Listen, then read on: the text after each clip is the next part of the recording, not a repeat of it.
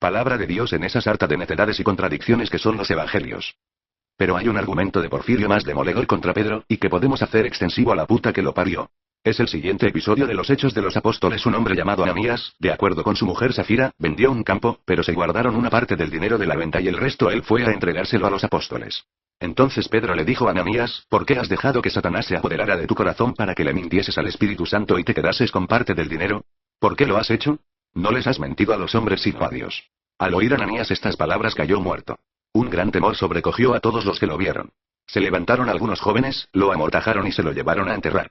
Pasado un lapso como de 3 horas sucedió que entró su mujer, que no sabía lo ocurrido. Entonces Pedro le preguntó: dime, ¿habéis vendido el campo en tal cantidad? Ella dijo: sí, en esa cantidad. Pedro le replicó: ¿cómo es que os pusisteis de acuerdo para desafiar al Espíritu del Señor? Ya están a la puerta los que acaban de enterrar a tu marido y te van a llevar también a ti. Al instante Safira cayó a sus pies y expiró. Cuando entraron los jóvenes la encontraron muerta y la llevaron a enterrar junto a su marido. Un gran temor llenó a toda la iglesia y a todos los que supieron de este suceso. Hechos de los Apóstoles 5:1-11. Para mí este es un simple caso de asesinato, un doble asesinato y no puede ser otra cosa. Más benigno que yo, Porfirio comenta el pasaje así: Pedro los mató aunque no habían hecho nada malo.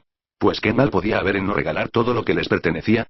Pero aun si Pedro considerara la acción de ellos un pecado, debería haberse acordado del mandato de Jesús que le enseñó a perdonar 490 pecados contra él 70 veces 7.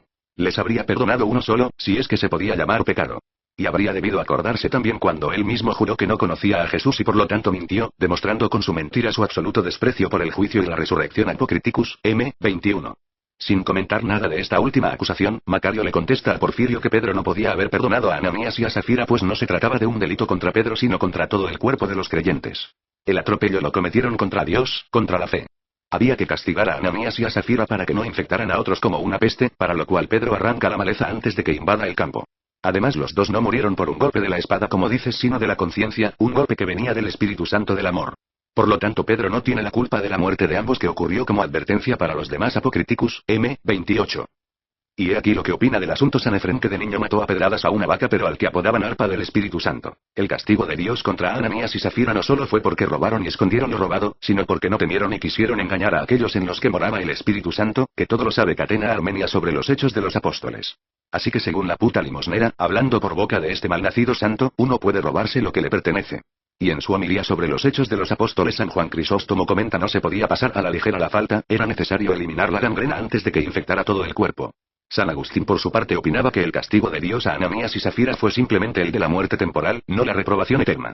Y he aquí el comentario de la Biblia del Opus Dei: con su actitud hipócrita, Ananías y su mujer manifiestan su avaricia y sobre todo su vanagloria, y el castigo fue de una comprensible severidad en un momento fundacional lleno de auxilio divino y de especial responsabilidad. Este relato es una prueba más de cómo detesta Dios la hipocresía. Ante ella se aprecia por contraste el valor de la virtud de la veracidad, que tiende a la fiel manifestación de la verdad para que ésta reine siempre y en todas partes y se eviten la falsedad. Y 76 La mentira. Nota a los Hechos de los Apóstoles, páginas 102 y 103. Hoy en día los del Opus Dei son los grandes lacayos de la puta. Lograron lo que parecía imposible, desancaron a la compañía de Jesús. A cada capillita le llega su fiestecita, dicen en Monterrey. Y sí. También le llegará un día su día a la puta. En la ciudad de Dios Shix, 23 cuenta Agustín que Porfirio, el más docto de los filósofos, aunque el más implacable enemigo de los cristianos, transcribe en su filosofía de los oráculos la siguiente respuesta de Apolo a un marido que le pregunta qué tenía que hacer para librar a su mujer del cristianismo: es más fácil escribir en el agua o volar como un pájaro que devolverle el juicio a tu impía mujer una vez que se ha contaminado. Déjala que haga lo que le dé la gana en su necio engaño y que entone lamentos a la muerte de su Dios, que fue condenado por jueces justos y murió de forma ignominiosa y violenta. Le hubiera tocado a Porfirio o a Apolo lidiar con mahometanos. Es más fácil subir a pie a la luna que convencer a uno solo de estos alucinados de que Mahoma fue un bellaco asesino y un farsante. Cristianos y mahometanos tienen sorbidos los sesos desde que nacen por sus respectivas supersticiones. Ni con taladro se les puede sacar la terquedad de sus putas testas. Pero volviendo a Orígenes, con este loco empieza la dañina raza de los teólogos cristianos. De él dice Epifanio que escribió 6000 obras. Así las entendamos como simples rollos de papiro en que caben solo unos cuantos capítulos de los libros de hoy, la cifra es monstruosa. En su mayor parte se trata de comentarios a la Biblia hebrea, a los evangelios y a las epístolas de Pablo, de los que Dios sabrá por qué la mayoría se perdieron. Quedan unos cuantos en su Estromateis y un comentario al evangelio de Mateo del tamaño de un ladrillo. Queda también su Filocalía, en cuyos primeros capítulos expone su método de interpretación de las escrituras, que según él fueron inspiradas por Dios y son la palabra de Dios y tienen por lo tanto las 3 características de toda obra divina: verdad, unidad y plenitud. Puesto que la palabra de Dios no puede ser falsa, no puede haber errores ni contradicciones en las escrituras, y siendo el autor de estas uno solo, la Biblia se debe entender en consecuencia como un solo libro y no como una colección de varios. Filocalia, v. 4, 7. Pero la característica más divina de las escrituras es su plenitud. No hay en los libros sagrados ni el más mínimo pasaje que no refleje la sabiduría de Dios. Filocalia, I. 28. Claro que hay imperfecciones en la Biblia, como son sus contradicciones, repeticiones y rompimientos en la continuidad de los relatos, pero todas ellas se truecan en perfecciones una vez que aceptamos la alegoría y el sentido espiritual. Filocalia, X, 1 y 2, se masculó Orígenes también de la cabeza. En lo más mínimo. Era un genio. Las cretinadas bíblicas, que son casi tantas como versículos, las entendía él en sentido figurado y se acabó. ¿Qué molesta el sentido literal en un pasaje dado? Pues lo interpretamos en sentido traslaticio y se ve bellísimo. Por expresa voluntad de Dios, según él, al sentido literal había que agregarle otro especial cuando hiciera falta. Le tocaba al intérprete o exégeta descubrir la intención divina caso por caso, y a eso se consagró él en buena parte de los 6.000 escritos de su emasculada vida. Tal pasaje de las escrituras no tiene sentido corporal, dictaminaba, y problema resuelto. Por sentido corporal entendía el sentido literal o estricto. Dicha en pocas palabras, su tesis era: el sentido corporal o letra de las escrituras no se debe adoptar cuando implica algo imposible, absurdo o indigno de Dios. A lo cual Celso y Porfirio, como cuando Alejandro resolvió el problema del nudo gordiano cortándolo de un tajo, respondieron tomando las inmoralidades, las contradicciones, las inconsecuencias y las cretinadas de las llamadas sagradas escrituras al pie de la letra. Todavía un papa de nuestro tiempo, Pío XII, andaba empantanado en el mismo problema de los dos sentidos, el literal y el figurado, de que tratara el hereje Orígenes. En 77 su encíclica Divino Aflante Espíritu del 30 de septiembre de 1943, donde afirma que la Vulgata, tal como la entendió y entiende la Iglesia, está totalmente inmune de todo error en materia de fe y costumbres, nos informa que, por otra parte, cual sea el sentido literal, no está muchas veces tan claro en las palabras y escritos de los antiguos orientales como en los autores de nuestra época. Y en efecto, que quisieron dar a entender aquellos con sus palabras no se determina solo por las leyes de la gramática y de la filología, ni solo por el contexto del discurso, sino que es de todo punto necesario que el intérprete se traslade mentalmente, como si dijéramos, a aquellos remotos siglos del Oriente, a fin de que, debidamente ayudado por los recursos de la historia, de la arqueología, de la etnología y de otras disciplinas, discierna y vea claramente qué géneros literarios quisieron usar y de hecho usaron los escritores de aquella vetusta era. Pues sí, y como decía Bach, tocar el clavecín es muy fácil, basta pulsar la nota justa en el momento justo y con la intensidad justa.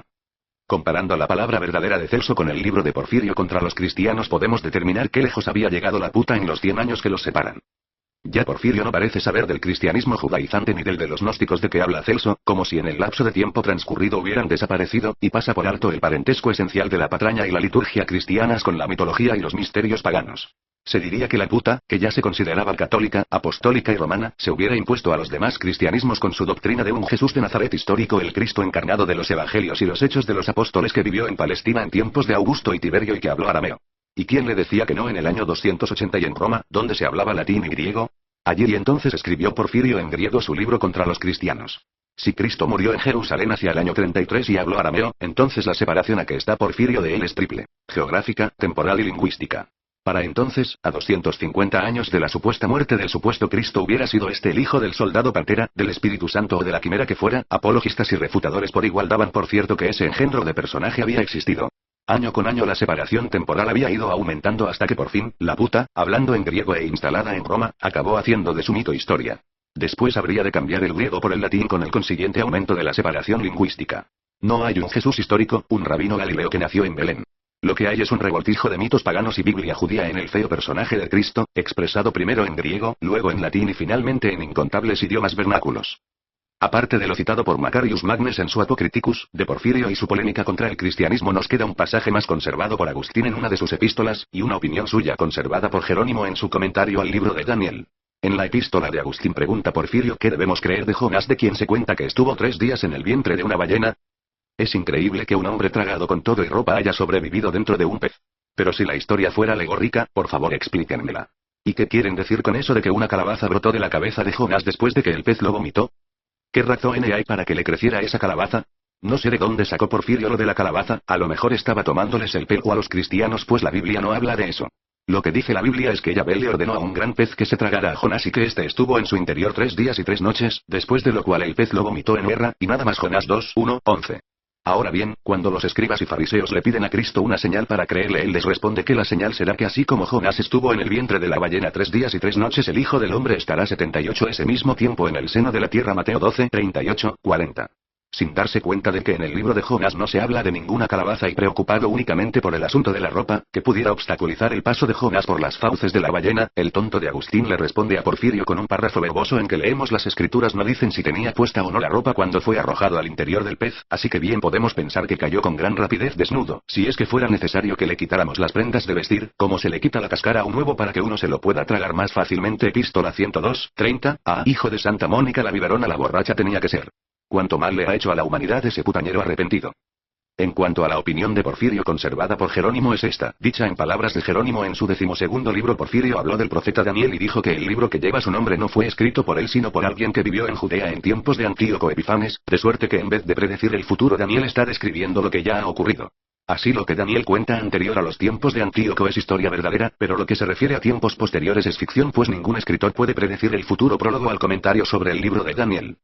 Y agrega Jerónimo que a ese argumento ya han respondido con sabiduría Eusebio, Apolinario y antes de ellos, en parte, Metodio.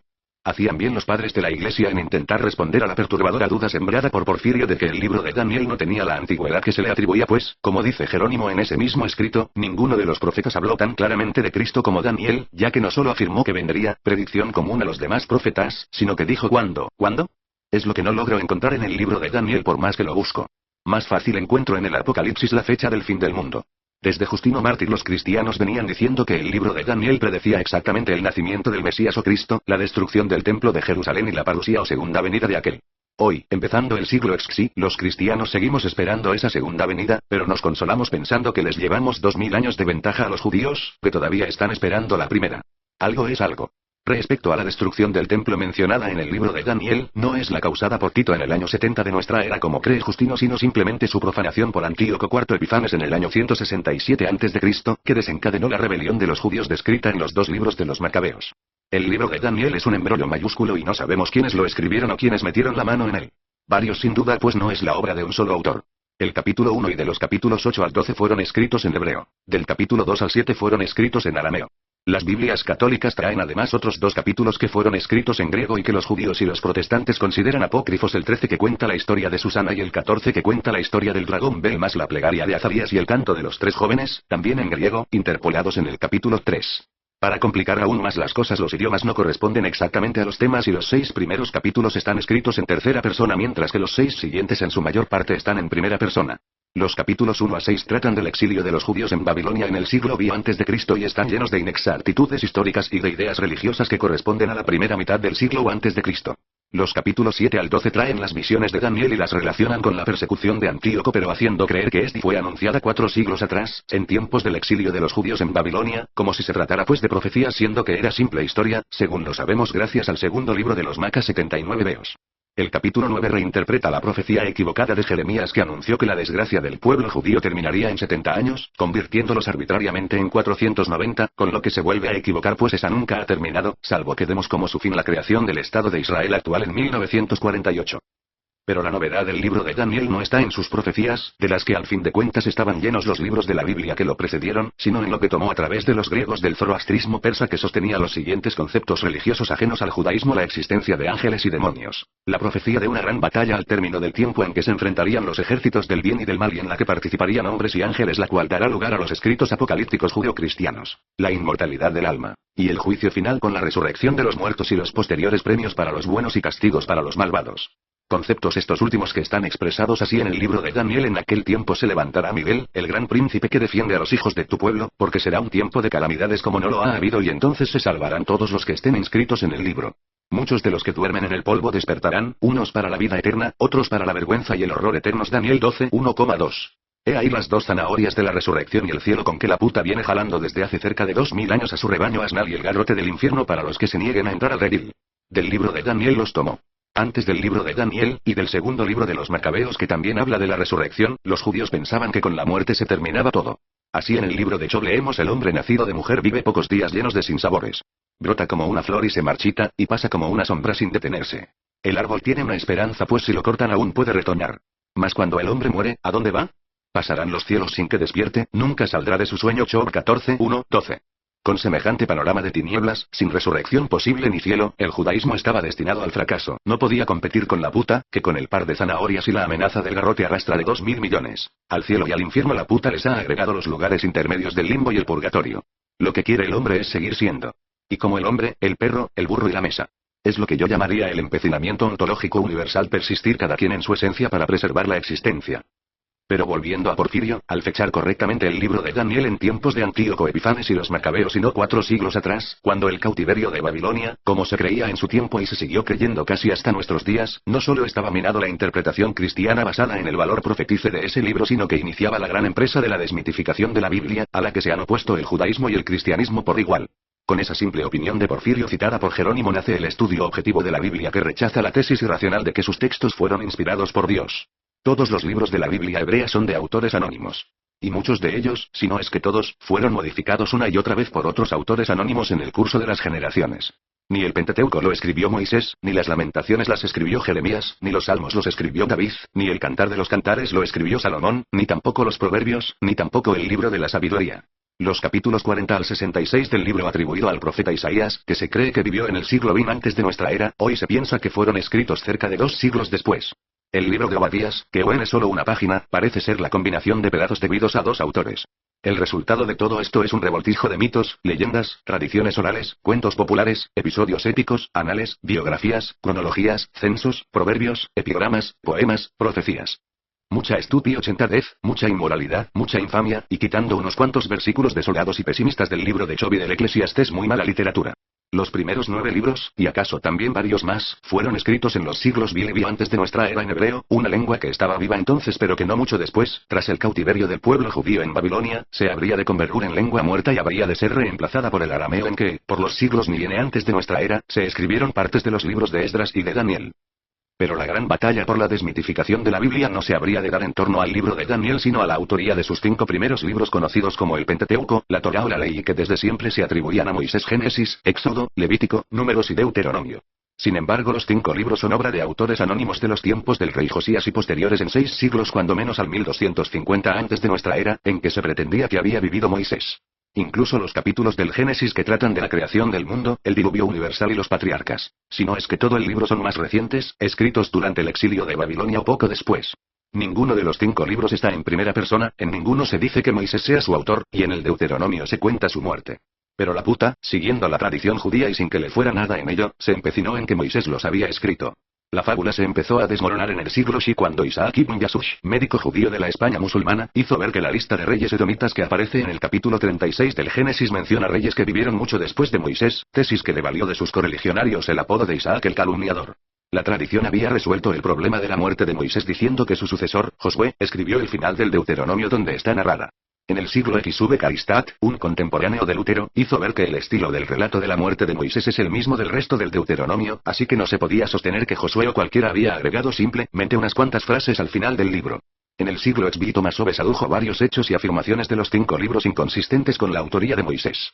Por ejemplo, el texto a veces dice que algo de lo narrado continúa hasta el día de hoy, pero esta no es una frase de quien narra una situación contemporánea, sino de alguien que trata de situaciones del pasado que han persistido hasta el momento en que escribe. Poco después de Hobbes, el calvinista francés Isaac de la Peyrère volvió a sostener la tesis de que Moisés no había sido el autor del Pentateuco, y entre las varias pruebas que aducía estaba el primer versículo del Deuteronomio. Estas son las palabras que les dijo Moisés a los hijos de Israel al otro lado del Jordán en el desierto.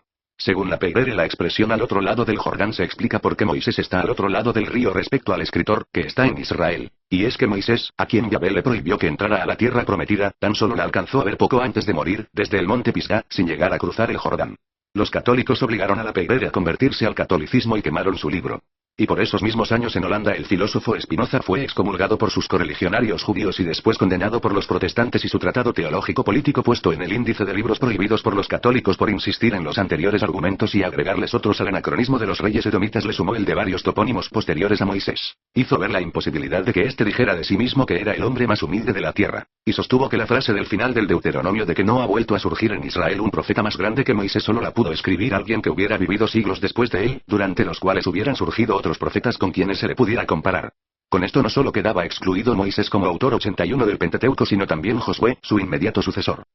Los 5 libros del Pentateuco más los de Josué, Jueces, Samuel y Reyes fueron escritos en tiempos del rey Josías, en torno al año 622 antes de nuestra era, y no siglos atrás. Es más, Moisés no existió, ni en el año 1250 antes de nuestra era como se pretendía ni nunca. Ni existió Josué. Ni estuvo el pueblo judío cautivo en Egipto. Ni hubo ningún éxodo, ni ninguna conquista de ninguna tierra prometida, ni una monarquía próspera y unificada bajo David y Salomón. La arqueología no da testimonio de nada de esto y se viene a sumar a la historia y a la evidencia interna de los textos bíblicos para desenmascarar estos mitos, obra de unos escribas o sacerdotes de los tiempos de los reyes Ezequías y Josías, leyendas de un pasado idealizado, de una edad de oro gloriosa que no existió en la realidad pero que tomó vida en la escritura. David y Salomón no se mencionan siquiera en un solo texto conocido de Egipto o Mesopotamia. Recientemente, en el yacimiento de teléfono Dan del norte de Israel, los arqueólogos han encontrado una inscripción en arameo de cerca al año 835 antes de nuestra era, o sea 100 años posterior a cuando se piensa que fue el reinado de Salomón, en que se menciona la casa de David. Del fabuloso templo de Salomón en cambio no han encontrado ni rastro. Y es que Judá en tiempos de ambos reyes, y aún mucho después, era un erial despoblado, aislado, marginal, sin un centro urbano importante ni una estructura de aldeas y pueblos jerarquizados. Críticos radicales de los últimos años han llegado a afirmar que la historicidad del rey David no es mayor que la del rey Arturo, que no dirán entonces de su lejano descendiente Jesús de Nazaret. En todo caso, de haber existido, David y Salomón no estuvieron sujetos a las leyes de Moisés, las de la Torá o Pentateuco, pues estas son posteriores a ellos en varios siglos. El Génesis empieza contando la creación del mundo y el hombre y de inmediato la vuelve a contar en un segundo relato que contradice en muchos puntos al primero. En el primer relato el creador es Elohim, en el otro es Yahvé. Y en la narración del diluvio universal pasa igual, aparecen los dos mismos dioses o nombres de Dios y también hay dos relatos, aunque no sucesivos sino entrelazados. La hipótesis de los especialistas bíblicos de las últimas décadas para explicar esta anomalía de que un mismo relato se dé en dos versiones es que un compilador posterior al exilio de Babilonia que tuvo lugar del 587 al 538 antes de nuestra era mezcló dos tradiciones en un solo revoltijo. Pero esa es tan solo una suposición. Tratándose de la Biblia hebrea, lo único seguro es que nunca sabremos nada seguro. A falta de hechos ciertos, hoy el deporte de los especialistas bíblicos es inventar conjeturas que nunca podrá probar nadie. Y lo dicho para la Biblia hebrea vale para el Nuevo Testamento. Porque Yahvé, Elohim, el Padre, Alá o como quieran llamar al monstruo barbudo y feo que dicta libros permite tanta confusión tratándose de su palabra? Es que los designios del Altísimo son inescrutables, dice la puta. Y en diciéndolo tiende la mano para que le den limosna. En Judea y en tiempos de los reyes Ezequías 727-698 a.C. y Josías 639-609 la mafia sacerdotal y carnívora de los levitas emprendió una profunda reforma religiosa a la que se debe el Pentateuco con sus leyes y los 6 siguientes libros de la Biblia cuando menos, y cuyo propósito esencial era centralizar todos los mataderos de Judá en uno solo, el templo de Jerusalén, de suerte que los esbirros de Yahvé tuvieran el monopolio de la carne con el pretexto de que era para los sacrificios en el altar del Creador del mundo. ¿De cuántos libros ha escrito la humanidad en arcilla, en papiro, en pergamino, en papel, con ideogramas, jeroglíficos, caracteres cuneiformes o letras de alfabeto? El tercero y cuarto de la Biblia, el Levítico y Números, son los más viles. En ellos Yahvé el monstruo le exige a su pueblo de carnívoros sacrificios de animales. Ya en el Génesis leemos y vio Yahvé que la maldad del hombre era grande en la tierra y que todos sus pensamientos tendían siempre al mal. Gió su corazón. Entonces dijo: borraré de la faz de la tierra a los hombres y a los animales, pues me arrepiento de haberlos creado. Génesis 6, 5, 7, ¿y por qué también a los animales? ¿Qué culpa tenían ellos de la maldad del hombre? ¿Por qué tenían que pagar ellos por él? Después de lo cual manda el diluvio.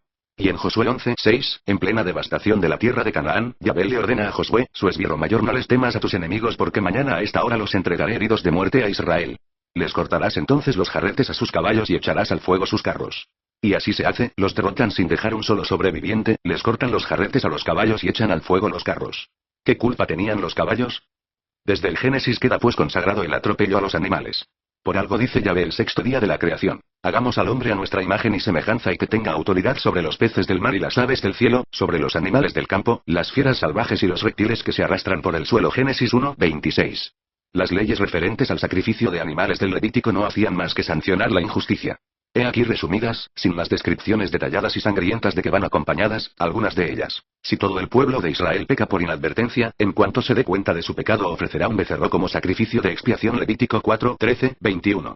Si el que peca es el sumo sacerdote, le ofrecerá a Yahvé un becerro sin defecto. Levítico 4, 3, 12. Si el que peca es un jefe, traerá como ofrenda un macho cabrío y lo degollará en el lugar de los holocaustos. Levítico 4, 22, 26. Quien toca por inadvertencia inmundicias humanas o pronuncia un juramento insensato, como sacrificio de reparación le llevará a Yahvé una hembra de oveja o de cabra y el sacerdote hará expiación por él. Levítico 5, 3, 6. Si un hombre yace con una esclava, ambos serán azotados y él le ofrecerá a Yahvé un carnero como expiación por su culpa. Levítico 19, 20, 21. Y esta perla de la infamia: si un hombre se ayunta con un animal, morirán él y el animal. Y si una mujer se deja cubrir por un animal, los dos morirán también. Son responsables de su propia muerte. Levítico 20, 15, 16, carajo, yo jamás he visto a un pobre burro persiguiendo a una puta vieja para cubrirla. Y esta es la ley que no venía a abolir Cristo, Mateo 5, 17, sino a darle su plenitud. Porque a la mujer le vino la regla, porque dio a luz una niña, por lo uno, por lo otro van cayendo degollados becerros, chivos, corderos, carneros, cabras, tórtolas, vacas, ovejas, pichones, para después ser quemados en el altar del monstruo. Manual de los carniceros: el Levítico se lo destinó Yahvé a los de la tribu de Leví, su preferida, los levitas, a quienes eligió como sus sacerdotes y de quienes proviene la estirpe rezandera e hipócrita de curas, pastores, popes, rabinos y ayatolas que después de milenios siguen estafando al mundo. Ya las leyes contra los animales del Levítico se le suman las de números cada día, ofrecidos en holocausto de calmante aroma para Yahvé, se le sacrificarán 2 corderos de un año sin defecto, uno por la mañana y otro al atardecer. El sábado serán 2 corderos. El primer día de cada mes, 7 más un carnero. El día de la Pascua, lo mismo. Y lo mismo el día de las primicias, además de un macho cabrío para que expíe por vosotros. El día 15 del séptimo mes, 13 novillos, 2 carneros y 14 corderos sin defecto. Y así los capítulos 28 y 29 de Números van haciendo la larga lista de los animales que hay que sacrificarle a Yahvé en tal fiesta o en tal día como sacrificio por el pecado. Mayor infamia imposible. Ni siquiera el libro genocida de Josué es tan vil como el Levítico y Números. En Josué, el 6º libro del Mamotreto, está el famoso pasaje en que durante la batalla de los israelitas contra los amorreos Yahvé detiene el sol en medio del cielo sobre Gabaón para que se tarde en ponerse, de suerte que su esbirro pueda completar a cabalidad el exterminio de sus enemigos. En el curso de su campaña de guerra santa y tierra arrasada por las montañas, las planicies y las lomas de Canaán, la tierra pro 83 metida, que Josué recorre sin dejar vencido vivo, pasándolos a todos a cuchillo y asolándolo todo, los israelitas atacan por sorpresa a los amorreos y los vencen. Y mientras los amorreos huían de los israelitas y ya alcanzaban la bajada de Betorón, Yahvé les lanzaba desde lo alto del cielo grandes piedras de hielo, y fueron más los que murieron por ellas que los que cayeron bajo la espada de los israelitas. Josué 10, 11, 12, qué imagen grotesca. El creador del mundo lanzándoles piedras desde lo alto del cielo, a mansalva y sobre seguro como rufián de la más baja ralea, a unos vencidos que huyen. Pero ni Josué existió, ni es historia. El libro que lleva su nombre es simple imaginación genocida de unos escribas de los tiempos del rey Josías. No hubo ninguna conquista de Canaán.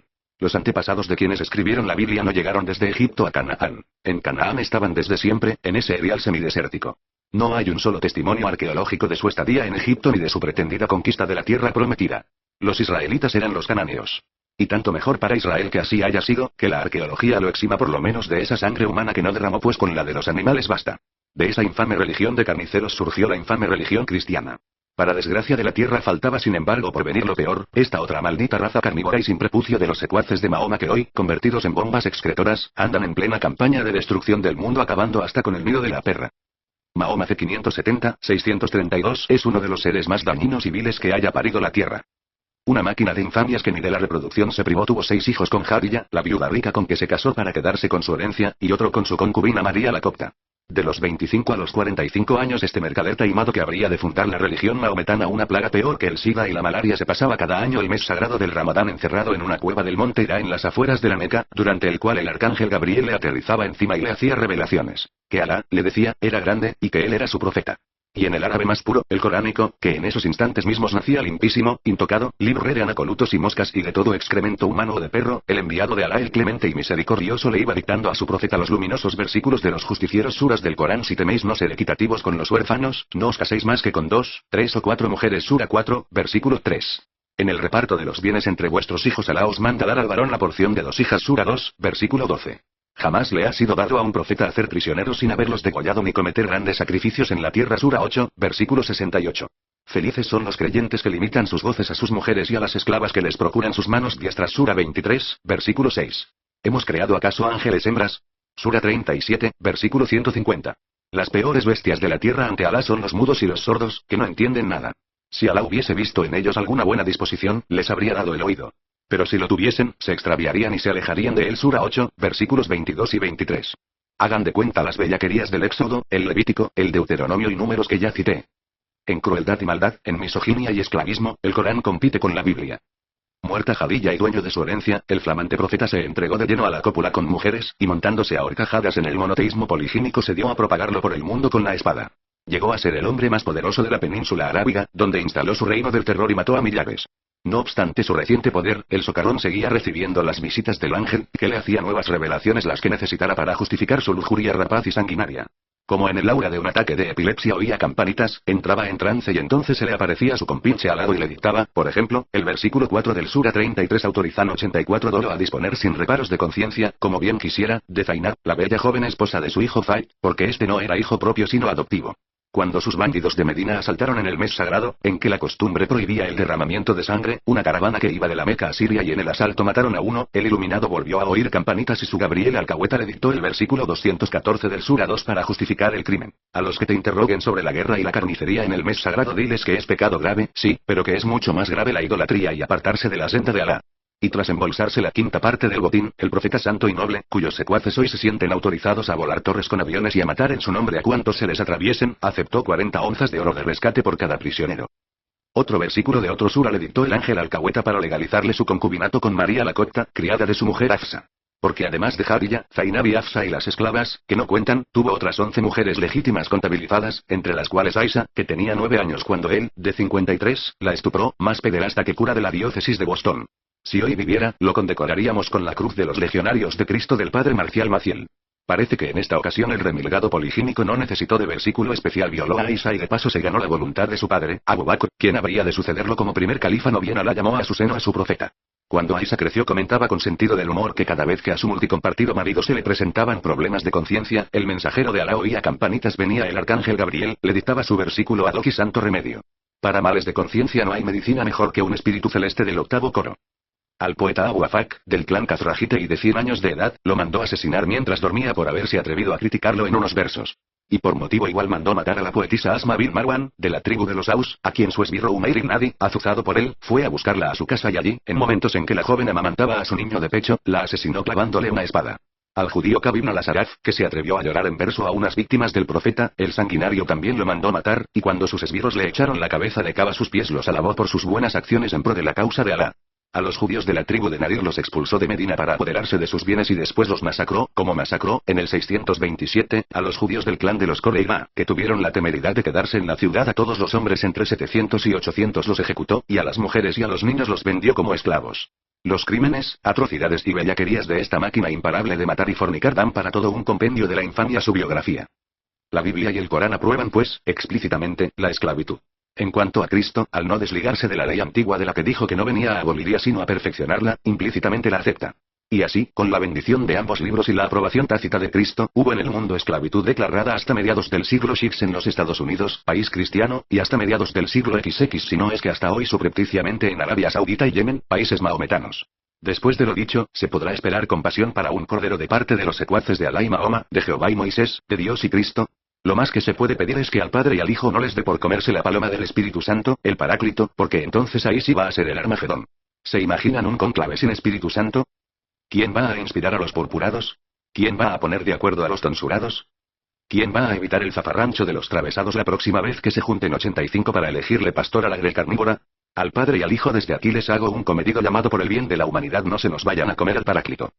Autorizados por la Biblia, los Evangelios y el Corán, hoy 2.000 millones de cristianos, 1.400 millones de musulmanes y 10 millones de judíos se sienten con el derecho divino consagrado en el Génesis de disponer como a bien les plazca de los animales, de enjaularlos, de rajarlos, de cazarlos, de befarlos, de torturarlos, de acuchillarlos, en las granjas, fábricas, en los cotos de caza, en las plazas de toros, en los circos, en las galleras, en los mataderos, en los laboratorios y en las escuelas que practican la vivisección.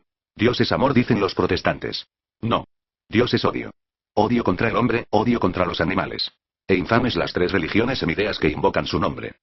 Al alemán Hermann Samuel Reimarus 1964-1768, profesor de lenguas orientales, se le considera el padre de la investigación histórica sobre Jesús de Nazaret, entendido este como un simple hijo de carpintero y no como el Hijo de Dios. 2 libros publicó en vida Reimarus Abhandlung von dem Unheimsenware der natürlichen Religion. Tratado de las principales verdades de la religión natural en 1754, y Die Vernunftlehre, Doctrina de la Razón en 1756, en los que negaba la revelación y la posibilidad del milagro, que consideraba como un acto absurdo contrario a la idea de un Dios creador de un mundo perfecto, y en los que proponía una religión natural contrapuesta a las religiones semideas reveladas. Poca cosa, en verdad, y ni siquiera original, pues la imposibilidad del milagro ya la había sostenido Spinoza, y la propuesta de una religión natural surgida de la razón y no de la revelación era la del teísmo de su siglo, el del Voltaire y la Ilustración y el de Thomas Paine, quienes veían a Dios como creador del mundo pero no como un ser providente que lo conservara ni como fuente de la religión. Pero la importancia de Reimarus no está en sus 2 libros publicados sino en otro, extensísimo, Apologia o deres Chus Schrift für die Vernunftigen Bererer Gottes, Apología o Defensa de los Adoradores Racionales de Dios, que le tomó 20 años escribir, que dejó inédito y del que póstumamente, entre 1774 y 1777, Gotthold Lessing dio a conocer 7 fragmentos. Uno de ellos, el titulado Bonden fue que Jesús Seineo Juanjer las intenciones de Jesús y sus discípulos, se considera hoy como el principio de la investigación del Jesús histórico contrapuesto al Cristo de la fe. En el Reimarus sostiene que Jesús fue un hombre tocado en sueños mesiánicos y que a su muerte sus discípulos se robaron su cadáver y lo escondieron para poder sostener el cuento de su resurrección. Yo habría preferido que Reimarus, Paine y los filósofos de la Ilustración en vez de refugiarse en el deísmo hubieran negado simplemente la existencia de Dios, así les hubieran endilgado el feo epíteto de ateos, y que no se hubieran limitado a negar al Cristo de la fe que hizo milagros sino también al Jesús histórico que no los hizo.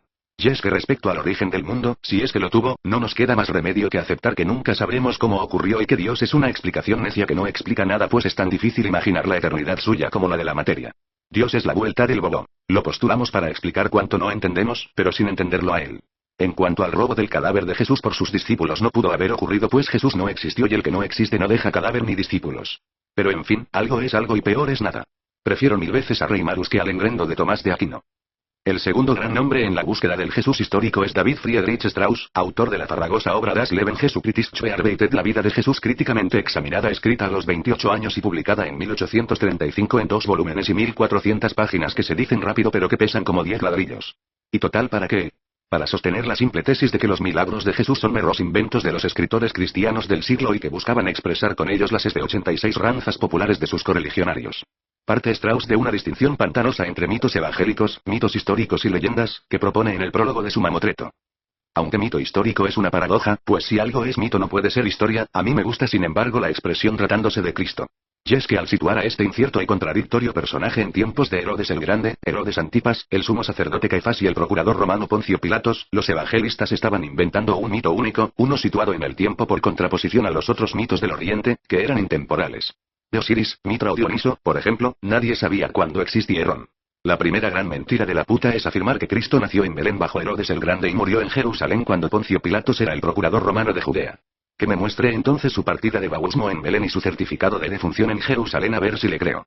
Y firmados por el Padre y el Espíritu Santo. Si no, a otro perro con ese hueso. En fin, 1400 páginas para no decir que Jesús alias Cristo no existió, que es lo que importa, a mí se me hacen demasiadas. En 1838 Christian Hermann Weisse y Tristan Gottlob Wilke, el primero en su Die Evangelische Geschichte, Kritische und Philosophische Arbeitet y el segundo en su Der Evangelist, oder Exegetische Kritische Untersuchung über das Verwandtsverhältnisser der ersten Evangelien, propusieron, cada quien por su lado, la hipótesis de que el Evangelio de Marcos no era un resumen de los de Mateo y Lucas como se decía, sino por el contrario la base de ambos. Weisse postuló además la existencia hipotética de una fuente de dichos de Jesús hoy designada como aquella que Mateo y Lucas le sumaron al Evangelio de Marcos. De ambas conjeturas, muy probables, ya hemos tratado aquí. En todo caso poco más importa de dónde viene un engaño. Que el Evangelio de Marcos sea anterior o no a los de Mateo y Lucas no hace a ninguno de los 3 verídicos. En cuanto a los dichos de Jesús, ¿dónde están? ¿Quién los grabó? ¿Con qué grabadora? De los 2 primeros siglos de nuestra era no quedó nada de lo que se escribió en papiro o en pergamino, iba a quedar algo de lo que se dijo. Si Jesús existió y algo dijo, tomado de la sabiduría popular, de la Biblia hebrea o de quien fuera, como en la película de Vivien Leigh el viento se lo llevó. Después de Weisse y de Wilke otro Christian, Ferdinand Christian Baur, publicó en 1845 Paulus, del Apostel Jesús Christi Pablo, apóstol de Jesucristo, en que sostiene que de las 14 epístolas atribuidas a Pablo solo son suyas Gálatas, Romanos y Corintios 1 y 2, y que los evangelios y los hechos de los apóstoles no fueron escritos en el siglo y sino algo después, tesis con las que coincido, si bien Baur se queda corto. De las 14 epístolas atribuidas al llamado Pablo yo solo le reconozco una como genuina, la que ustedes gusten y escojan. Las demás son espurias, obra de autores anónimos que para difundirlas utilizaron el prestigioso nombre del de Nariz Ganchuda, que a lo mejor ni existió, en cuyo caso quien le escribió su única epístola fue el Espíritu Santo. En cuanto a los hechos de los apóstoles, son más recientes todavía de lo que pensaba Baur, son de finales del siglo II, si no es que de principios del III. Ya me refería a la vida de Jesús del prófugo del seminario de Mestre-Nan, publicada en 1863 y que tanto escándalo causó. A partir de este libro estúpido los católicos franceses empezaron a competir con los protestantes alemanes en la pseudociencia de la investigación sobre la historicidad de Jesús, cuyo monopolio habían tenido estos hasta entonces.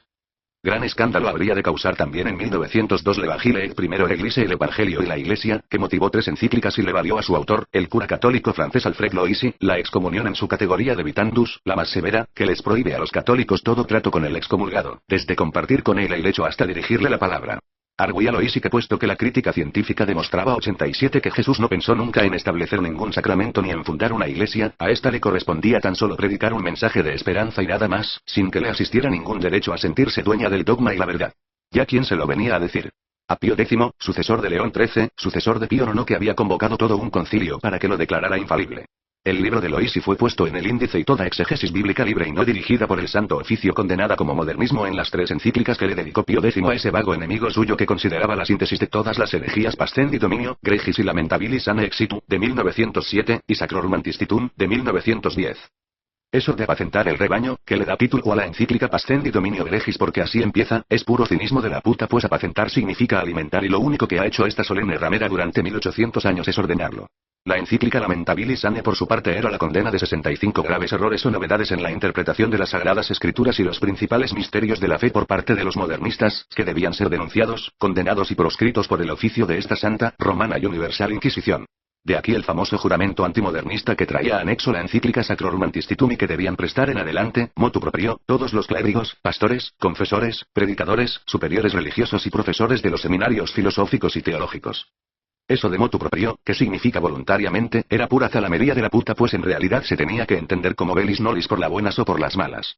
La puta es, ha sido y será siempre autocrática, no admite discusión. Lo que diga el Petrus de turno eso es, y a callar rebaño. Entre lo que tenían que jurar los lacayos tonsurados de la puta estaba la siguiente declaración de fe: creo firmemente que la Iglesia, maestra y depositaria de la palabra revelada, fue instituida directamente por Cristo mismo, real e histórico, cuando vivió entre nosotros, y que la construyó sobre Pedro y sus sucesores hasta el fin de los tiempos. Por instigación de Pío X fueron suprimidas todas las publicaciones católicas libres, se despidió a los académicos y maestros de seminario que simpatizaban con el modernismo y se estableció una sociedad secreta, el Sodalitium Pianum, encargada de espiar y hostigar a los teólogos sospechosos y de estimular la delación en el mejor estilo del Santo Oficio. Angelo Roncalli, el futuro Juan Exili, lo denunciaron por recomendarles a sus estudiantes la historia de los comienzos de la Iglesia cristiana de Luis Duchesne. Y lo primero que se encontró Giacomo della Chiesa, alias Benedicto XV, en su escritorio, estrenando pontificado, fue una denuncia secreta contra él, dirigida a su antecesor Pío X y en la que lo acusaban de modernismo. En 1967, bajo Pablo VI, la Congregación para la Doctrina de la Fe Antiguo Santo Oficio, Anugua Inquisición con la mayor frescura suprimió el juramento antimodernista, así como el año anterior la puta había anunciado que no publicaría nuevas ediciones del índice de libros prohibidos, que el catálogo existente dejaba de ser vinculante y se regulaba en consecuencia la pena de excomunión para quien leyera los libros en él incluidos. El engendro del índice se lo debemos a otro Pablo, el Papa Carafa alias Pablo IV, gran perseguidor de los judíos y uno de los papas más sanguinarios, que fue el que lo estableció en 1557 para conjurar los peligros de la imprenta, el modernismo de su tiempo. Con él la puta atropelló durante 4 siglos la libertad de expresión en Occidente, hasta que un día, como si nada, borrón y cuenta nueva. Pero no retiró pues también no hace mucho la puta, por boca del infame Wojtyla, su condena contra Galileo, a quien estuvo a punto de quemar. En cuanto a los crímenes de la Inquisición, hoy la puta dice que no fueron tantos, y que si alguno se cometió, hay que entenderlo en su contexto histórico y como obra de la mentalidad de otros tiempos. 88. El error número 16 de la encíclica Lamentabilis Ane parece que era el de Lois y lo relatado por Juan no es propiamente historia sino una contemplación mística del Evangelio. Sus discursos son meditaciones teológicas sin verdad histórica respecto al misterio de la salvación. Es que Lois y antes de él Strauss y Bauer le negaba todo valor histórico al Evangelio de Juan. Como si los sinópticos lo tuvieran. Los 4 son igualmente mentirosos. Y cuando el Evangelio de Juan tiene algo en común con los sinópticos los contradice. Por ejemplo, en los sinópticos la expulsión de los mercaderes del templo ocurre al final de la vida pública de Jesús. En cambio en el Evangelio de Juan ocurre al comienzo. La puta resuelve la contradicción diciendo que hubo 2 expulsiones de los mercaderes del templo, una al comienzo del ministerio de Jesús y otra al final. No sé qué diga del hecho de que el sermón de la montaña de Mateo, el de las bienaventuranzas, en Lucas ocurre en un llano. Pretenderá que se trata de 2 sermones distintos, uno en una montaña y el otro en un llano. Las bienaventuranzas además no solo difieren en ambos evangelios sino que en Lucas vienen seguidas de unas maldiciones que faltan en Mateo. Pero hay de vosotros los ricos porque ya habéis recibido vuestro consuelo.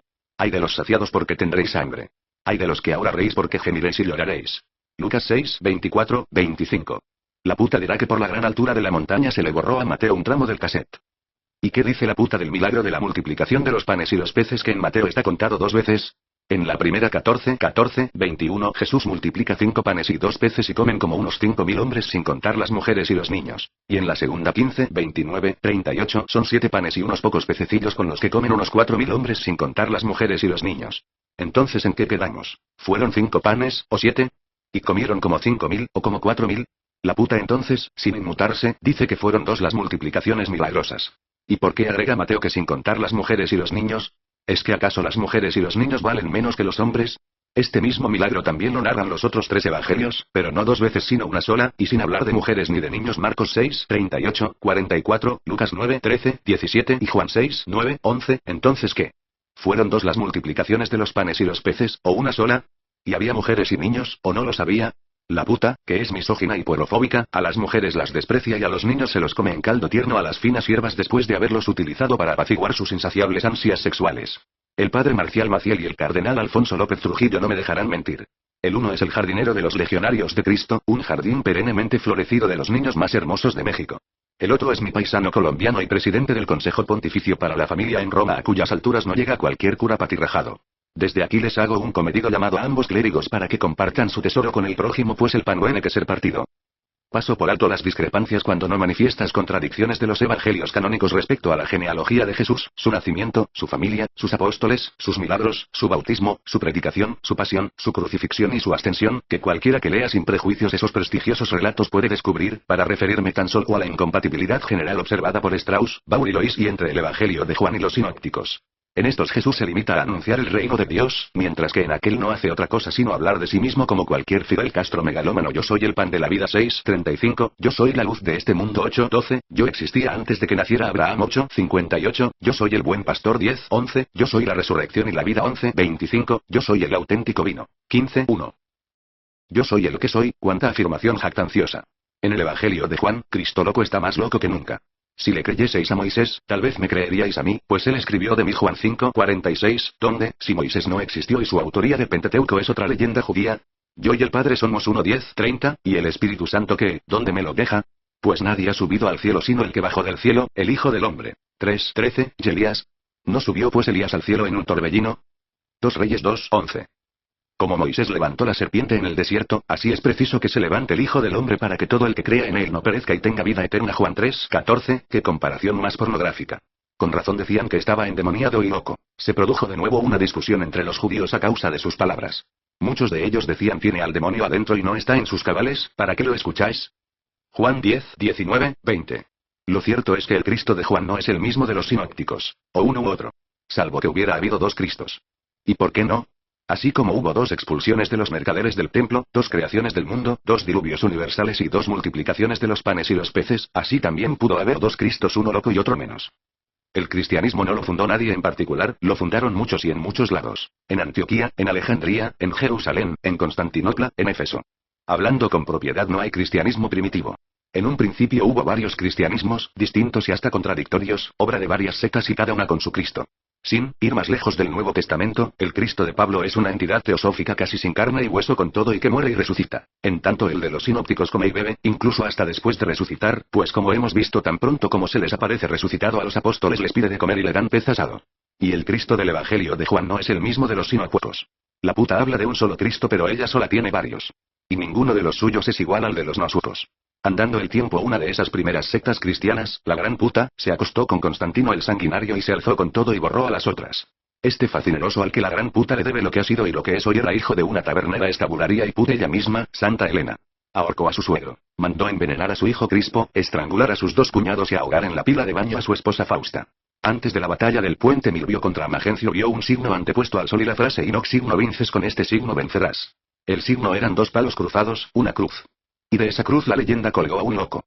En la epístola de Ignacio de Antioquía dirigida a los cristianos de Esmirna aparece por primera vez la expresión Iglesia Católica, será la misma Iglesia desde la que manda saludos Pedro en la antepenúltima frase de su primera epístola, donde enigmáticamente dice: Espa. Et. A. E. A. Frase que las Biblias vernáculas traducen como os saluda la Iglesia de Babilonia. Si fuera así, entonces Ignacio y Pedro coinciden conmigo, los 3 estamos hablando de la misma puta, la gran puta de Babilonia del Apocalipsis que tantos crímenes habría de cometer durante 1700 años para quedarse impune.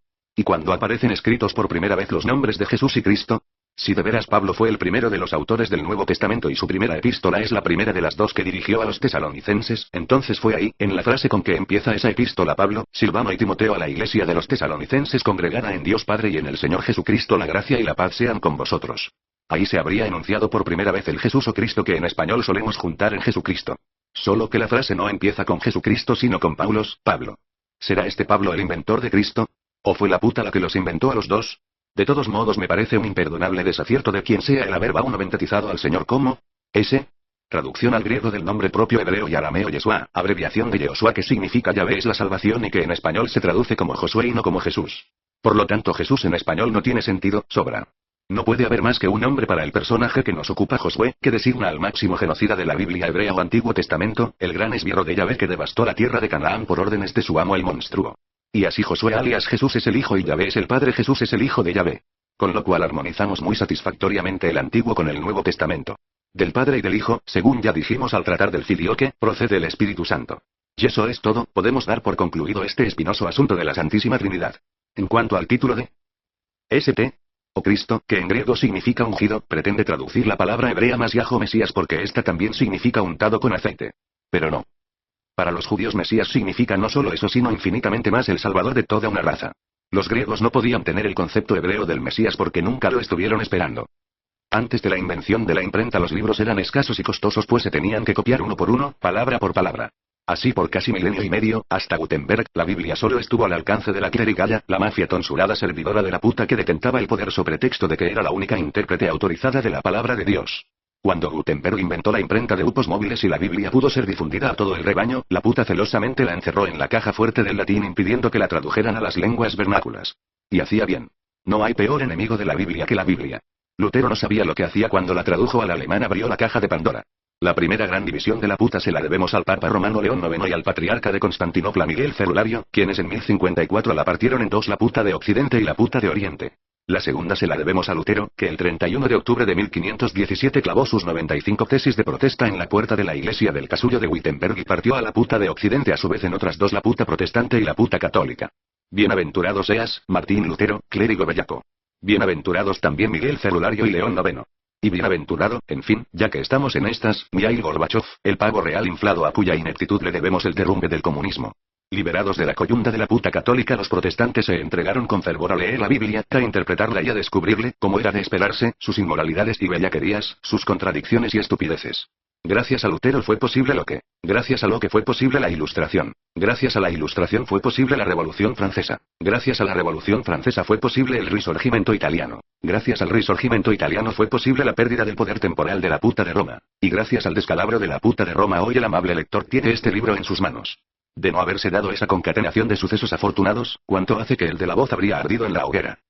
El pontificado más largo es el de Giovanni Maria Mastaiferretti, alias Pío IX, que duró 31 años, 7 meses y 3 semanas, durante los cuales la puta perdió sus últimos dominios temporales Romana, Umbria y las marcas, que le daban vino, aceite, siervos y leche de cabra, y el retrete palúdico de la ciudad de Roma a la que durante milenio y medio había tiranizado y sumido en la suciedad y en la ignorancia. Aunque Pío no fue el pontífice que reinó más tiempo, no fue sin embargo el más malo. ¿Cómo iba a serlo si era estúpido? Su estulticia rayana en el delirio anulaba su maldad. Él fue el papa que se declaró infalible, el que promulgó el dogma de la Inmaculada Concepción de María y el que para vergüenza de propios y extraños publicó el Syllabus 91 de Rolón que repudiaron todos, desde Gladstone y Lincoln hasta el último desordenador con cáncer de escroto. Hijo de conde y condesa se sentía rey. ¿Pero de qué? Si acaso de los tesoros mal habidos del Vaticano, ¿qué fue lo que le dejaron? Víctor Manuel II, este sí un verdadero rey, el de la unificación de Italia y el Risorgimento italiano, por poco y no lo pone a dormir en el asfalto, lo sacó de sus dominios temporales como saca un insomne de su habitación a un zancudo con un periódico, digamos con la estampa o la Nazione Fuori, Zanzara, Mascalzone, Bavia.ra, antes de que se me olvide, este impío no fue también el que no permitió que se fundara en Roma una sociedad para la prevención de la crueldad con los animales como si él no lo fuera, arguyendo que los seres humanos no tienen obligaciones para con ellos. La tesis, vaya, de Tomás de Aquino que sostenía que la caridad no se extiende a los irracionales por 3 razones: 1, porque no son competentes propiamente hablando para poseer el bien, siendo este exclusivo de las criaturas racionales. 2, porque no tenemos comunidad de afectos con ellos. Y 3, porque la caridad se basa en la comunión de la felicidad eterna que los irracionales no pueden alcanzar. De la Orden Inquisidora de los Dominicos, canonizado por Juan XXII y proclamado doctor de la Iglesia por Pío V, un criminal que a su vez fue beatificado por Clemente X y canonizado por Clemente XI, elevado a las alturas celestiales y consagrado como el gran filósofo del catolicismo por León XIII, el llamado doctor angélico y príncipe de los escolásticos, es uno de los seres más repugnantes y dañinos paridos por vagina humana. Tanto que no digo más y vuelvo a Impío IX para hacerle cuentas y de paso a su sucesor, la alimaña León XIII, otro granuja de limitado horizonte mental y el tercer papa que más ha durado, habiéndole quitado su segundo puesto recientemente nuestro infame Wojtyla. Pío IX, como dijimos, reinó 31 años, 7 meses y 3 semanas. León XIII, 25 años y 5 meses. Y Wojtyla, 26 años, 10 meses y 17 días. ¿Cómo ha podido la humanidad resistir tanto? ¿Y los romanos? Los desventurados romanos, que padecieron a la puta en carne propia desde el 30 de marzo del 315 en que Constantino le dio Italia e islas anexas a su gran ramera, hasta la toma de Roma por Víctor Manuel II el 20 de septiembre de 1870.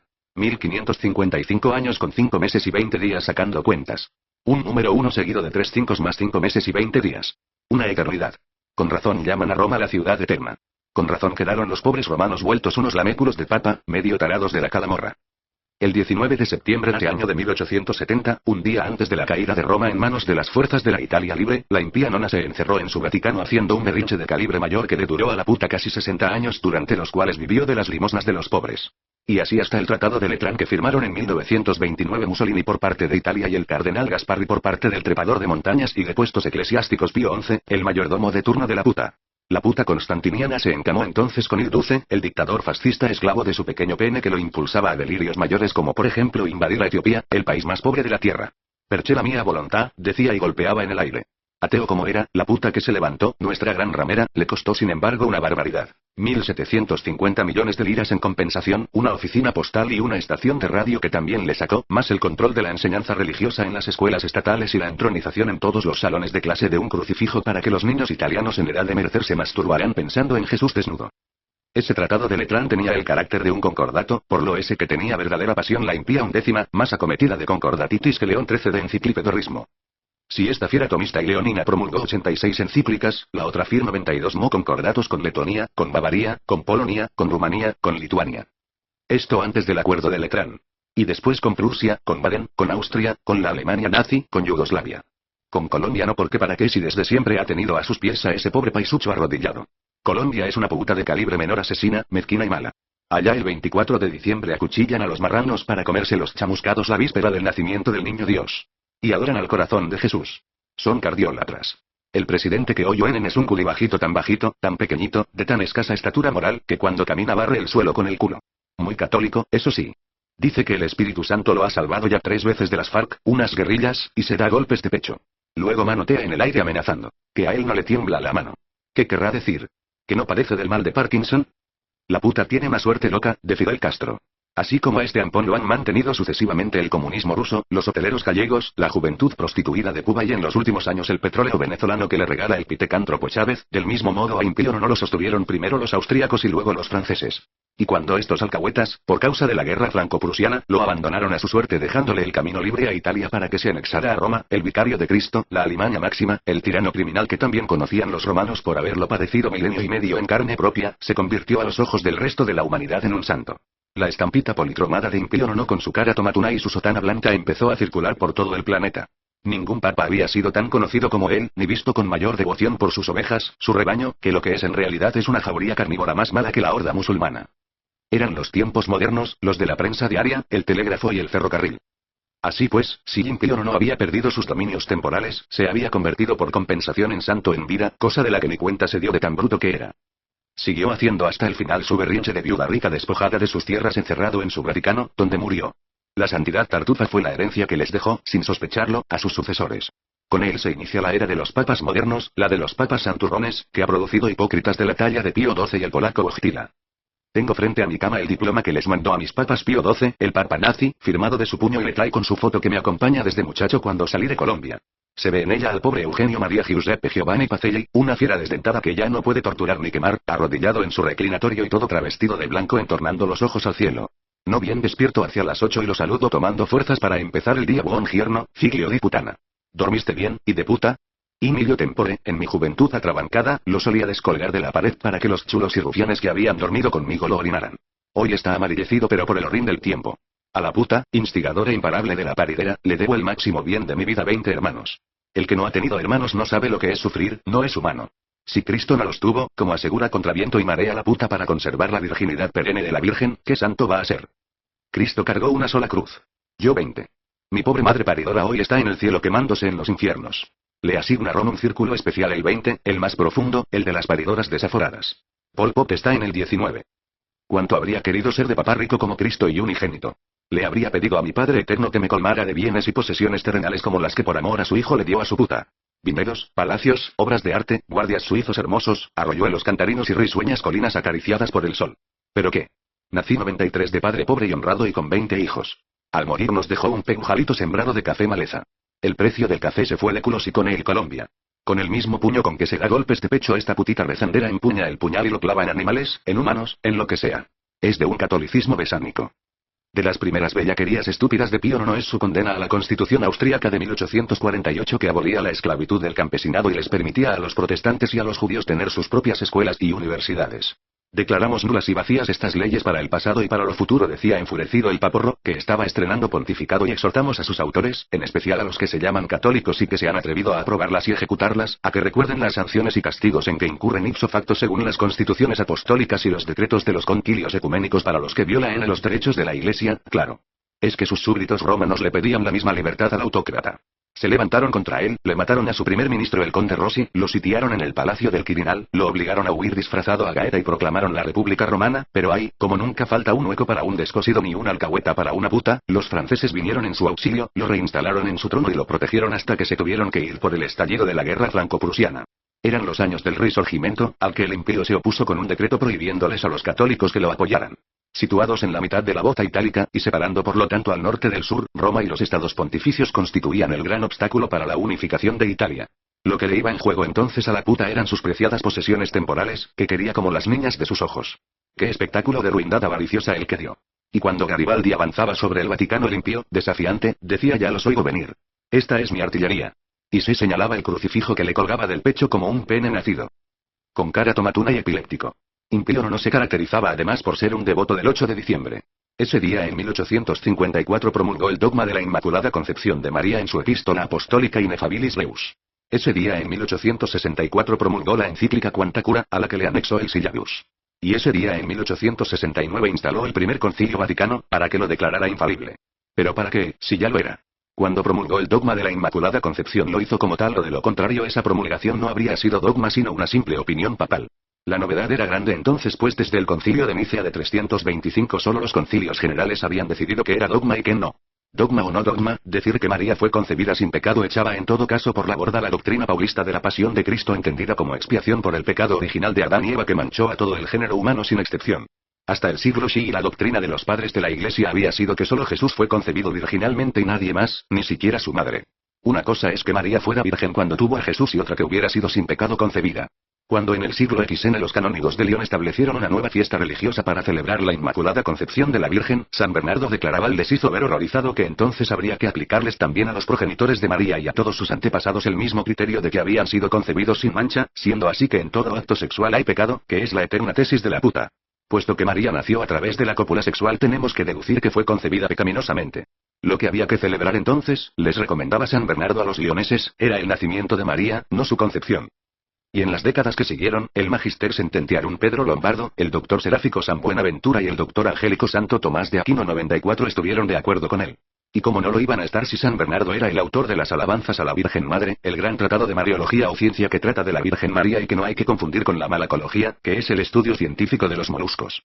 Pero ahí, poco después vino Duns Scoto, el doctor Sutil, a apoyar a los de León en su fiesta para aguarles a sus colegas teólogos la suya proponiendo la tesis de que María fue inmunizada contra el pecado original antes de ser concebida. Y en esta sutil idea del doctor Sutil se apoyó siglos después Pío IX para imponer su dogma. Y, preguntará usted, ¿se puede inmunizar, como con una vacuna, a quien todavía no ha nacido? Claro. Así Corno Pío no pudo ser infalible 15 años antes de que el primer concilio vaticano lo declarara tal, del mismo modo la Virgen María antes de existir fue vacunada contra el pecado original. Dos dogmas pues, íntimamente unidos, marcan la vida de Pío IX, a quien en nuestros días el canonizador de la mano rota Wojtyla beatificó, el de la Inmaculada Concepción y el de la infalibilidad del Papa, que casi entierran a la puta de tanta indignación que causaron en el mundo civilizado, por fuera del rebaño. El 18 de julio de 1870 entre truenos y relámpagos, en medio de una tempestad horrísona que vapuleaba a la Basílica de San Pedro como si se estuviera desfondando arriba de ella el Padre Eterno, 531 obispos contra 2 que se opusieron. El resto de los conciliares se había escapado de Roma en los días anteriores para no tener que votar ni en un sentido ni en el otro. Declararon infalible a Pío IX. Tormenta más iracunda no había visto la ciudad eterna. ¿Estaba Dios molesto con sus prelados por lo que iban a hacer? ¿No dijo el cardenal Manning, un converso anglicano? Así fue en el Sinaí cuando los 10 mandamientos. El Concilio Vaticano I fue un concilio suicida, pues si el Papa era infalible, ¿para qué convocar más concilios de centenares de obispos que hay que traer, alojar y alimentar, si con la sola palabra del vicario de Cristo basta? Pero donde Pío no se supera en estupideces en su Syllabus Errorum, lista de los principales errores de nuestro siglo, una colección de 80 verdades que había ido condenando a lo largo de los años, presentándolas como falsedades en alocuciones consistoriales, cartas apostólicas y encíclicas, y que le anexó a su encíclica Quanta Cura. He aquí textualmente citados algunos de esos errores que condenaba la puta. 1. No existe ningún ser supremo sapientísimo y providentísimo distinto del universo, y Dios es idéntico a la naturaleza misma de las cosas y por lo tanto está sujeto a cambios. 3. La razón humana es el único juez de lo verdadero y de lo falso, del bien y del mal. 6. La fe en Cristo se opone a la razón, y la revelación divina no solo no sirve para nada sino que incluso es dañina para el perfeccionamiento del hombre. 7. Las profecías y milagros de las Sagradas Escrituras son ficciones y en los libros del Antiguo y el Nuevo Testamento hay muchos mitos, siendo el mismo Jesucristo uno de ellos. 12. Los decretos de la Santa Sede impiden el progreso de la ciencia. 15.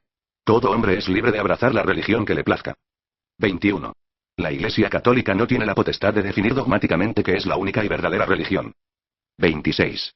La Iglesia no tiene derecho legítimo de adquirir y poseer nada. 38. Con su conducta arbitraria los pontífices romanos contribuyeron a la división de la Iglesia en oriental y occidental. 40. El magisterio de la Iglesia Católica es contrario al bienestar y a los intereses de la sociedad. 53. Hay que abolir las leyes que protejan a las órdenes religiosas. 55. Conviene que la Iglesia esté separada del Estado. 95-80. El romano pontífice puede y debe reconciliarse y transigir con el progreso, con el liberalismo y con la moderna civilización. ¿Cómo van a ser errores semejantes verdades? Si acaso, serán verdades a medias pues, por ejemplo, respecto a la proposición 53 lo que hay que abolir son las órdenes religiosas y no las leyes que las protegen. Respecto a la 55 lo que conviene es que no haya iglesia. Y respecto a la 80 el romano pontífice simplemente no tiene por qué existir. Lo que necesitamos es que la humanidad tome conciencia del caso y se arme de valor y un revólver, como el turco Ali Aka. Y punto. Muerto el perro se acabó la rabia. Tal fue el rechazo que produjo en el mundo civilizado el Syllabus y tal el odio que se hizo tomar en Roma por sus bellaquerías el imperio que lo concibió, que 3 años después de su muerte y cuando la clerigalla follona trasladaba de San Pedro a escondidas en la noche los restos del papa epiléptico para enterrarlos en la iglesia de San Lorenzo extramuros, al pasar la atemorizada comitiva con el ataúd por el puente Sant'Angelo la turba romana, advertida del suceso, se les echó encima y lo quisieron tirar al Tíber. Como si no estuvieran en 1878 con máquinas de vapor y ferrocarriles y condones y homosexualismo y demás progresos que trae la edad moderna sino 1000 años atrás, excretando a la intemperie en los tiempos oscuros del Papa Formosus. Menos mal que no lograron su empeño. Habrían contaminado no solo el río sino a Roma, a Italia, a Europa, el mar océano y el universo mundo. ¿Sirvió de algo el dogma de la Inmaculada Concepción de María? Sí, compadre. Curó de su epilepsia al epiléptico. ¿Y cómo fue eso? Muy simple, la Virgen le mandó la muerte, que lo cura todo, y santo remedio. Qué bueno que descansó.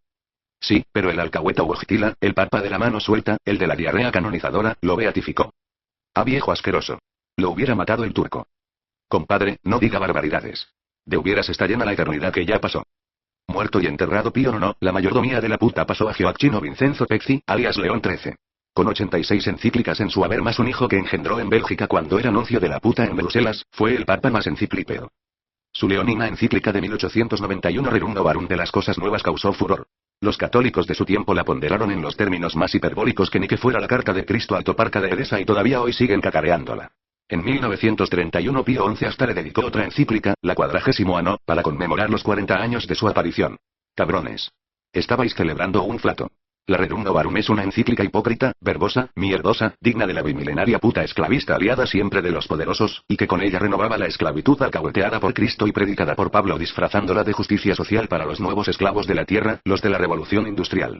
Es mal capital en la cuestión que estamos tratando. Decía el marrullero en su encíclica suponer que una clase social sea espontáneamente enemiga de la otra, como si la naturaleza hubiera dispuesto a los ricos y a los pobres para combatirse mutuamente en un perpetuo duelo.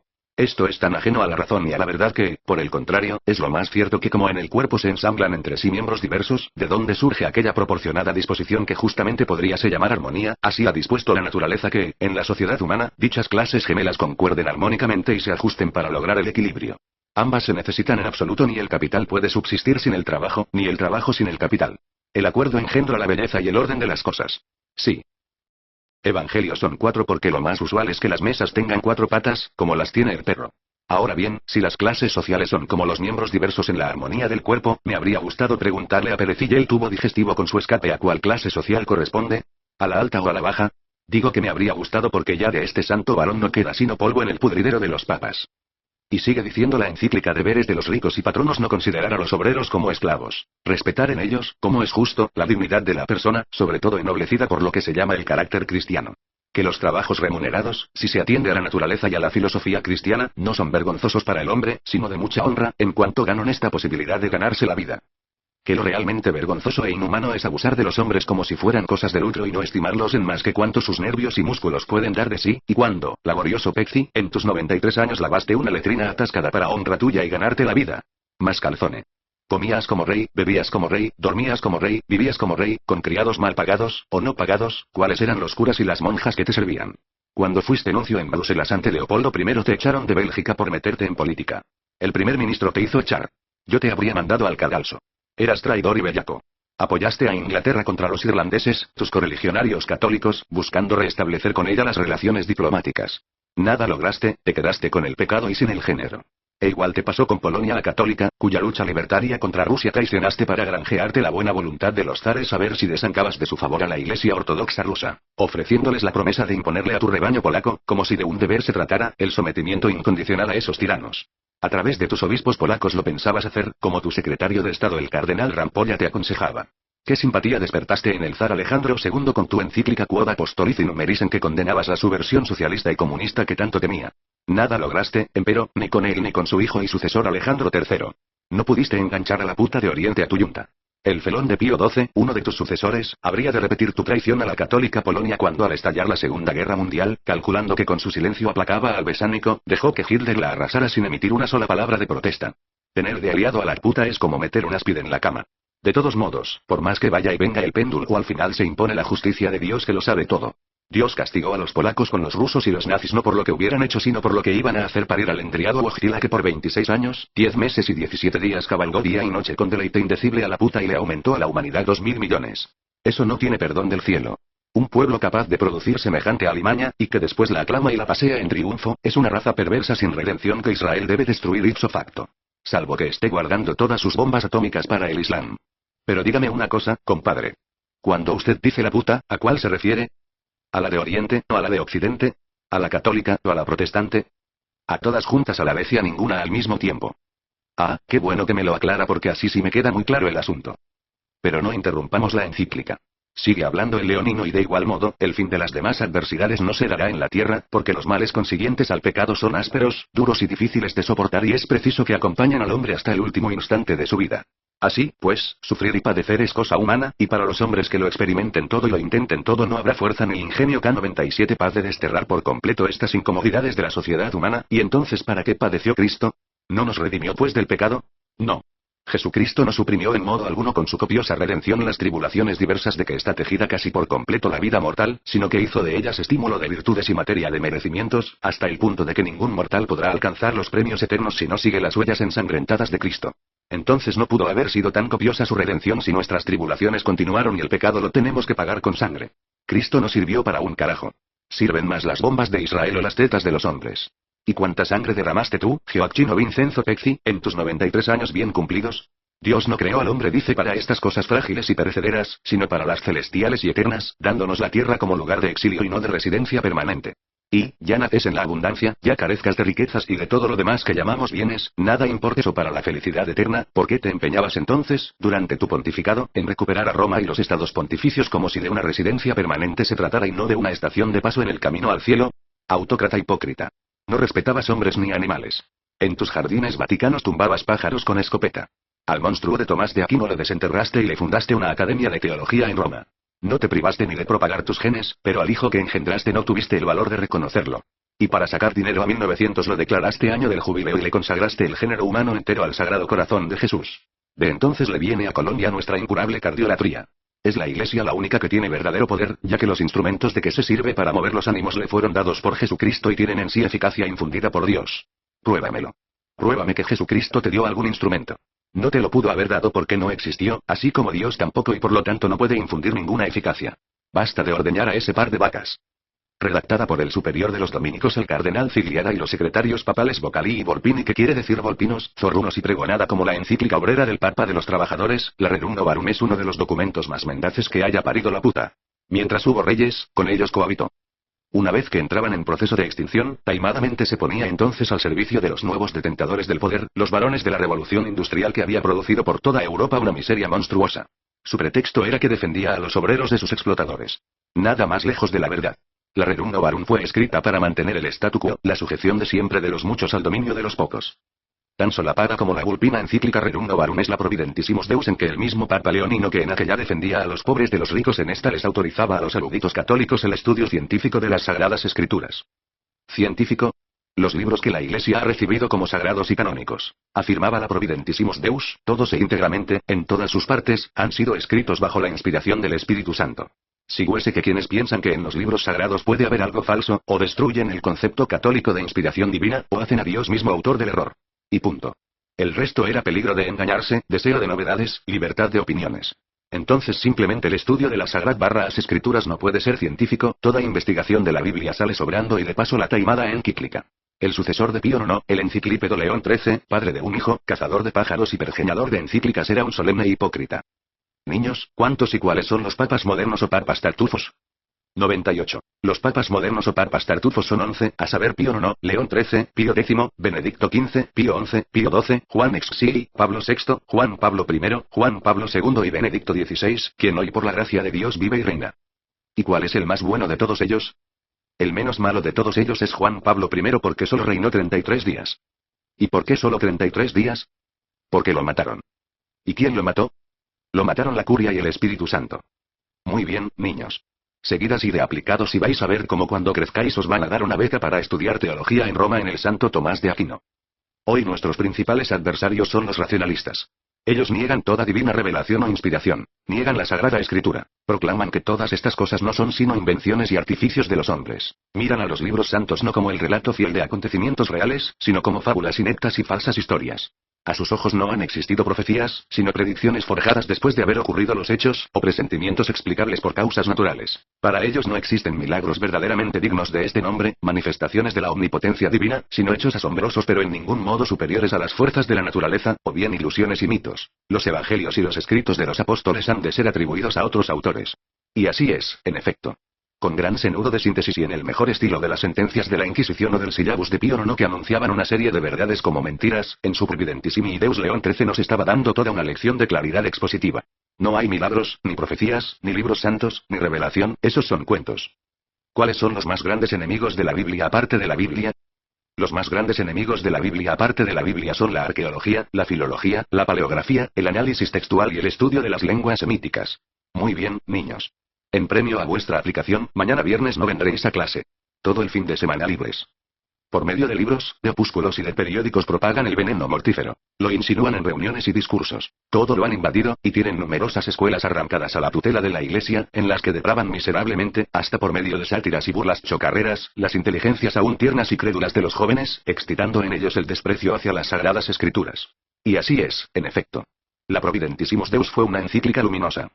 2 veces han hablado los mayordomos de la puta ex cátedra, o sea infaliblemente. En 1854 Pío IX para promulgar el dogma de la Inmaculada Concepción de María de que ya tratamos, y en 1950 Pío XII para promulgar el de la Asunción que dice que al final de su vida la Madre de Jesús fue llevada en cuerpo y alma al cielo.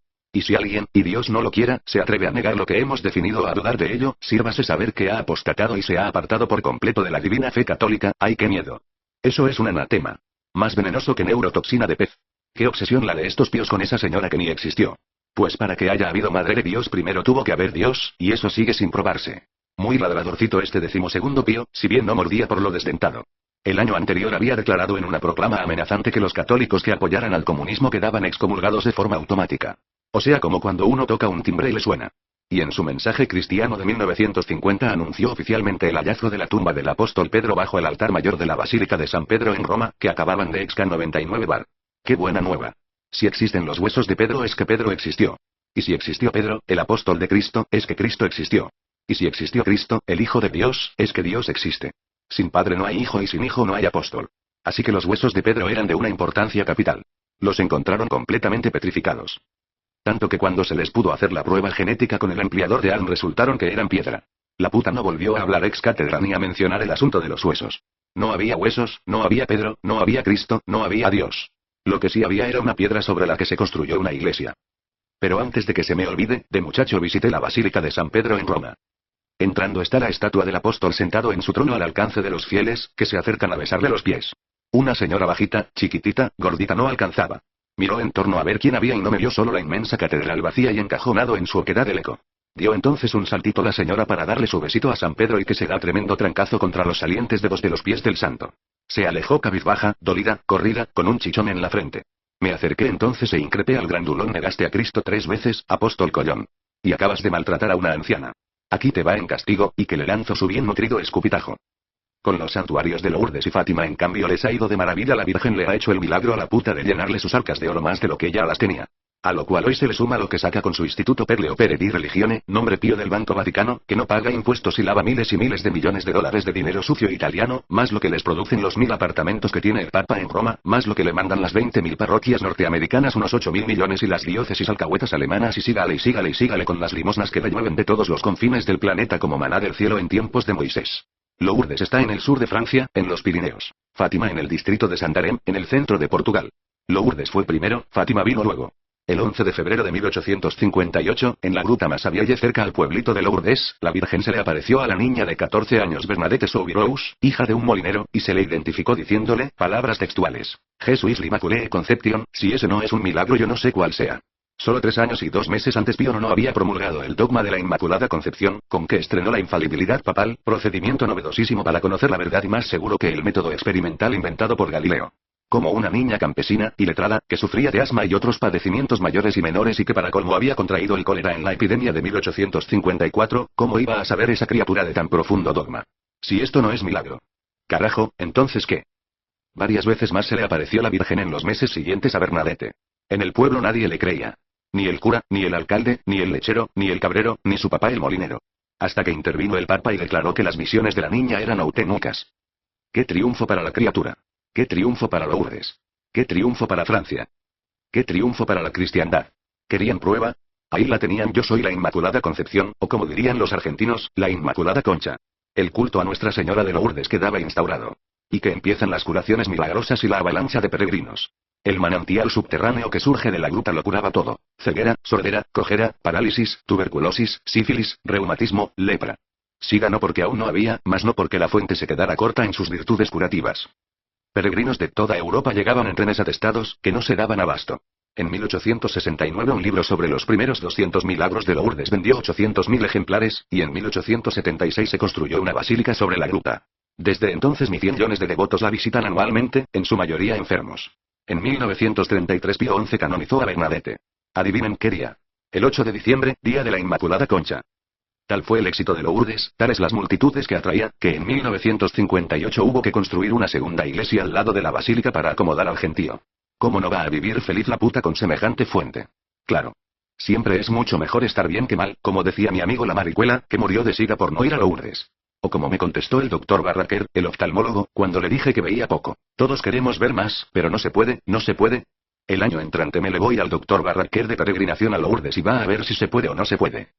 Santa Bernadette de Lourdes murió joven, en 1879 a los 35 años y después de haberse enclaustrado los últimos 13 con sus múltiples dolencias en el convento de las Hermanitas de la Caridad de Nevers, donde entregó el espíritu en medio de indecibles dolores. Nuestra Señora de Lourdes, que curó a tantos, se olvidó de ella. Así pasa. En casa de herrero cuchillo de palo. Pero pasemos a Fátima, el Lourdes del siglo XX. ¡Qué exitazo! ¡Qué taquillón! Como venta de empanadas en atrio de iglesia de Medellín, Colombia. Fátima está a un paso de Covadairía, que fue donde se les apareció la Virgen, el 13 de mayo de 1917, a 3 pastorcitos, Lucía dos Santos y sus primitos Francisco y Jacinta Marto, a quienes, mientras apacentaban sus ovejas, una señora vestida de blanco, más brillante que el sol, se les presentó diciéndoles: yo soy Nuestra Señora del Rosario. Compadre, si es así, entonces hay 2 vírgenes: la Inmaculada Concepción y Nuestra Señora del Rosario. ¿Cuál de las 2 es la Madre de Dios? Ni la una ni la otra. Ambas las des juntas al mismo tiempo y a la vez, pero sucesivamente y según proceda y convenga. Ah, qué bien. Así sí me queda muy clara la cosa. Fueron 6 las apariciones, una cada 13 de cada mes, menos en agosto, que ocurrió el 19 porque los niños estaban siendo interrogados por las autoridades civiles en el Pardo de Balinos, cerca al Justrel. Importancia especial tuvo la aparición del 13 de julio, cuando la Virgen confió a los 3 niños un mensaje sobrecogedor y el anuncio de guerras y calamidades, entre las cuales la revolución bolchevique. Más una invitación solícita a la humanidad a orar y a convertirse. En la última aparición, la del 13 de octubre, 70.000 creyentes reunidos en Fátima presenciaron un milagroso fenómeno solar que se dio inmediatamente después de que la Virgen se les apareciera a los pastorcitos, para despedirse de ellos. ¿Y qué quería la Virgen con todas esas apariciones? Una capillita. Eso. Que le construyeran una simple capillita.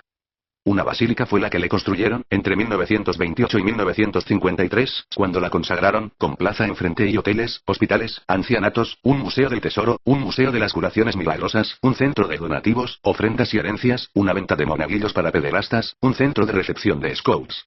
Capillitas, iglesitas, librerías, bibliotecas, dark rooms. Para todos los gustos, lo que quieran. Curaciones milagrosas. Las que usted guste y mande. La de Lourdes al lado de la de Fátima resultó una virgen tontona, lerda. En fin, en tanto avanzaba la construcción y agarraban ímpetu los peregrinajes, el 13 de octubre de 1930 el obispo de Leiria, diócesis a que pertenece Fátima, aceptó las misiones de los niños, mientras el Papa, desde Roma, reforzaba al obispo con indulgencias plenarias para los peregrinos. Pero ay, cuánto hacía que para entonces se nos habían ido los dos primitos al cielo poco después de las apariciones, Nuestra Señora del Rosario los llamó a rezar con ella. Adiós Francisquito. Adiós Jacintita. Saludos a San Pedro. A vieja mala esa Virgen de Fátima. ¿Cómo pudo haberse llevado a esos pobres niños? 101. No sea injusto, compadre. La Virgen simplemente se los llevó a rezar el rosario con ella y a cantar en los coros celestiales. Niños aquí abajo es lo que sobra. ¿O qué? ¿Va a hacer ahora un escándalo por dos mocosos? El 13 de mayo de 1967, 50º aniversario de la primera aparición de Nuestra Señora del Rosario, 1 millón de peregrinos se congregó en Fátima para oír la misa que ofició Pablo VI en favor de la paz. ¿Y quién creen que estaba ahí en el santuario con Pablo VI? Lucía dos Santos. Lucía dos Santos robando cámara en primera fila. ¿Cómo? ¿Todavía viva? Vivita y coleando. Y por muchos años más. Se nos acaba de morir de viejita. Por poco y no entierra a Juan Pablo II. Sor Lucía murió el 13 de febrero de 2005. Y Juan Pablito el 2 de abril siguiente. ¡Qué vieja más berraca! Hubiera muerto el 13 de mayo. En 1948 había entrado a las Carmelitas de Coimbra, Portugal, se hizo monja de clausura y tomó el nombre de Lucía de Jesús. Y ahora viene lo que importa, el último secreto de Fátima. Muertos los primitos, Lucía tuvo otras 9 visiones, hasta 1929, con inquietantes revelaciones que culminaron en el llamado tercer misterio de Fátima del que Sor Lucía informó en 1943 al Vaticano, que lo mantuvo desde entonces en secreto. Ni Pío XII, ni Juan Exili, ni Pablo VI, ni Juan Pablo I revelaron el misterio. Y por poco Juan Pablo II no se lo lleva consigo a la tumba pues tenía que ver con él. Donde Aliaca le hubiera apuntado bien a la calamorra, adiós papa y adiós secreto. Pero que, el turco estúpido falló. El 13 de mayo de 2000 el secretario de Estado del Vaticano cardenal Angelo Sodano, con la aprobación de Sor Lucía y con Juan Pablo II enfrente que visitaba entonces por tercera vez a Fátima, reveló que este era el papa del tercer misterio, y que el misterio profetizaba el atentado de Aliaca. Valiente misterio. ¿De qué sirvió? Ni evitó el atentado, ni murió el papa. ¿Qué tenía que tener la Virgen de Fátima a media humanidad en vilo por tantos años con semejante pendejada? ¡Qué desilusión, compadre! No vuelvo a rezar el rosario. Lo que usted no sabe, compadre, es que la bala de Aliaca se la pusieron a la Virgen entre las joyas de su corona, que Juan Pablo II beatificó a Francisquito y Jacintita. Y que el cardenal Sodano era más malo que su madre. Él fue el que inventó el cuento de que el atentado era el tercer misterio. Pero no, el tercer misterio de Fátima sigue en pie, aún no se realiza. Yo digo que va a ser la destrucción del Vaticano por el Estado de Israel con bomba atómica. Dios lo oiga. Aunque se lleven de corbata a Roma. El tercer misterio de Fátima resultó como la parusía o segunda venida de Cristo, una falsa alarma. Esperaban que volviera Cristo en cualquier momento, como llega un ladrón en la noche, y no llegó. Ni como ladrón ni como nada. Dicen que Wojtyla murió convencido de que la Virgen de Fátima desvió la bala de Aliaca cuando el atentado de 1981 en la plaza de San Pedro y que por eso se escapó. Lo que yo me pregunto es si la Virgen de Fátima era tan poderosa, ¿por qué no mató entonces a Aliaca en el camino a la plaza de San Pedro antes de que le disparara al Papa? Más de 1 millón de kilómetros en total viajó Wojtyla en sus 104 viajes apostólicos que lo llevaron a 130 países de los 5 continentes, en jet privado, besando pisos, cantando misas, cagando en lenguas de fuego y actuando como lo que era en esencia, un santo en exhibición permanente, un showman. De mano suelta para bendecir y canonizar, beatificó a 1338 y canonizó a 482, más que todos sus antecesores juntos. Convirtió al Vaticano en una fábrica de santos hasta que devaluó el santoral. Un santo hoy día quedó babiando lo que un premio en el Festival de Cine de Cannes. Su último viaje fue a Lourdes, unos meses antes de irse a juntar en los infiernos con su compinche la Madre Teresa, gran limosnera como él y como él gran alcahueta de la paridera. A 102 Lourdes fue a conmemorar el sesquicentenario de la proclamación del dogma de la Inmaculada Concepción por Pío IX. Una preguntica, compadre, por curiosidad. ¿Cuándo fue el atentado de Aliaca? En 1981. Sí, ya sé, pero ¿qué día? ¿En qué fecha cayó? El 13 de mayo. ¿Cómo? Milagro. La Virgen de Fátima lo salvó. Creo en Dios. Imbecilizada por la cardiolatría y la devoción mariana, Colombia madruga, roba, atraca, secuestra y mata. A nuestro primer mandatario el Espíritu Santo ya lo ha salvado 3 veces de las FARC. Gracias Espíritu Santo pene parado, Paráclito. Cuando en mayo de 1982 Wojtyla fue a Fátima a agradecerle a la Virgen epónima que lo hubiera salvado del atentado de Alimaca el año anterior, un curita español se le fue encima con una navaja y la decisión de cortarle el pescuezo a la besua. Pero, ay, Dios que es grande y malo no lo permitió. Un monseñor guardaespaldas, con la ayuda de otros, sometió al curita antes de que lograra su intento. ¿Su nombre? Monseñor Paul Marcinkus, lacayo y guardaespaldas del mayordomo de la puta. Norteamericano, servil, inescrupuloso, como una cucaracha que trepa por una pared enmierdada. Este Marcinkus venía subiendo por la jerarquía eclesiástica y hubiera llegado mucho más alto, de no ser por los inescrutables designios del Paráclito, que lo tumbó de un zapatazo. Llegó a arzobispo y presidente del Instituto per le Opere di Religione o Banco Vaticano, uno de los más grandes paraísos fiscales y lavaderos de dinero sucio del mundo, que él presidió, desde 1971 hasta 1989 cuando hubo de dejarlo a raíz de la quiebra del Banco Ambrosiano. Acaba de morir, en Sun City, USA, a los 84 añitos, fugitivo de la justicia italiana y cumpliendo un voto de silencio con la puta después de haber violado el de pobreza, y me imagino que también el de castidad porque estos ensotañados son unas verdaderas fieras sexuales. Cuando estaba en la cima de su poder en plena riqueza declaró que la Iglesia católica, apostólica y romana no se podía manejar solo con avemarías. A Pablo VI lo acompañó en su viaje a Tierra Santa en 1964, la primera salida de Italia de un papa desde que en 1812 Napoleón se llevó a Pío VII enjaulado en una carreta desde Savona a Fontainebleau, Francia, donde le hizo firmar una renuncia a los estados pontificios, que el papa traidor en cuanto pudo violó. En ese viaje a Tierra Santa la papesa Montini agarró la perversa manía de besar pisos. No bien bajaba de la escalerilla del avión y se arrodillaba a darle besitos a la pista del aeropuerto. La misma nos hizo en Colombia. Yo lo vi con su velamenta blanca agitada por el viento besando el duro asfalto de El Dorado, del aeropuerto de Bogotá, como gachupín tomando posesión de la tierra, con el culo al aire. Con él venía Marcinkus, que lo acompañó a todos lados: a Tierra Santa, a la India, a Estados Unidos, a Portugal, a Turquía, a Colombia, a Suiza, a Uganda, a Asia, a las islas del Pacífico, a Australia y a Filipinas, donde en Manila el vicario de Cristo escapó a otro atentado, tras de lo cual sentó cabeza y dejó la viajadora besapisos. ¿Cómo? ¿También quisieron matar a Pablo VI? Pero claro, compadre, ¿por qué se asombra? ¿Quién no va a querer matar a un papa? En 1982 estalló uno de los mayores escándalos financieros y políticos de la posguerra cuando el Banco de Italia obligó al Banco Ambrosiano, cuyo principal accionista era el Banco Vaticano, a declararse en bancarrota después de descubrirle una evasión fiscal de $1.400 millones y de que asesinaran a su vicepresidente Roberto Rossome. La bancarrota del Banco Ambrosiano le costó al Banco Vaticano 406 millones que les tuvo que pagar a acreedores de aquel susodicha ramera $30 millones en pérdidas. Sindona murió en la cárcel envenenado con cianuro que le espolvorearon en el café. El presidente del Ambrosiano, Roberto Cairi, llamado el banquero de Dios, terminó colgado de un puente de Londres con los bolsillos del abrigo llenos de pedazos de ladrillo y $10.000 en efectivo. En cuanto a Monseñor Marcinkus, gracias a las alcahueterías del Tratado de Letrán para con los lacayos de la puta, se escapó.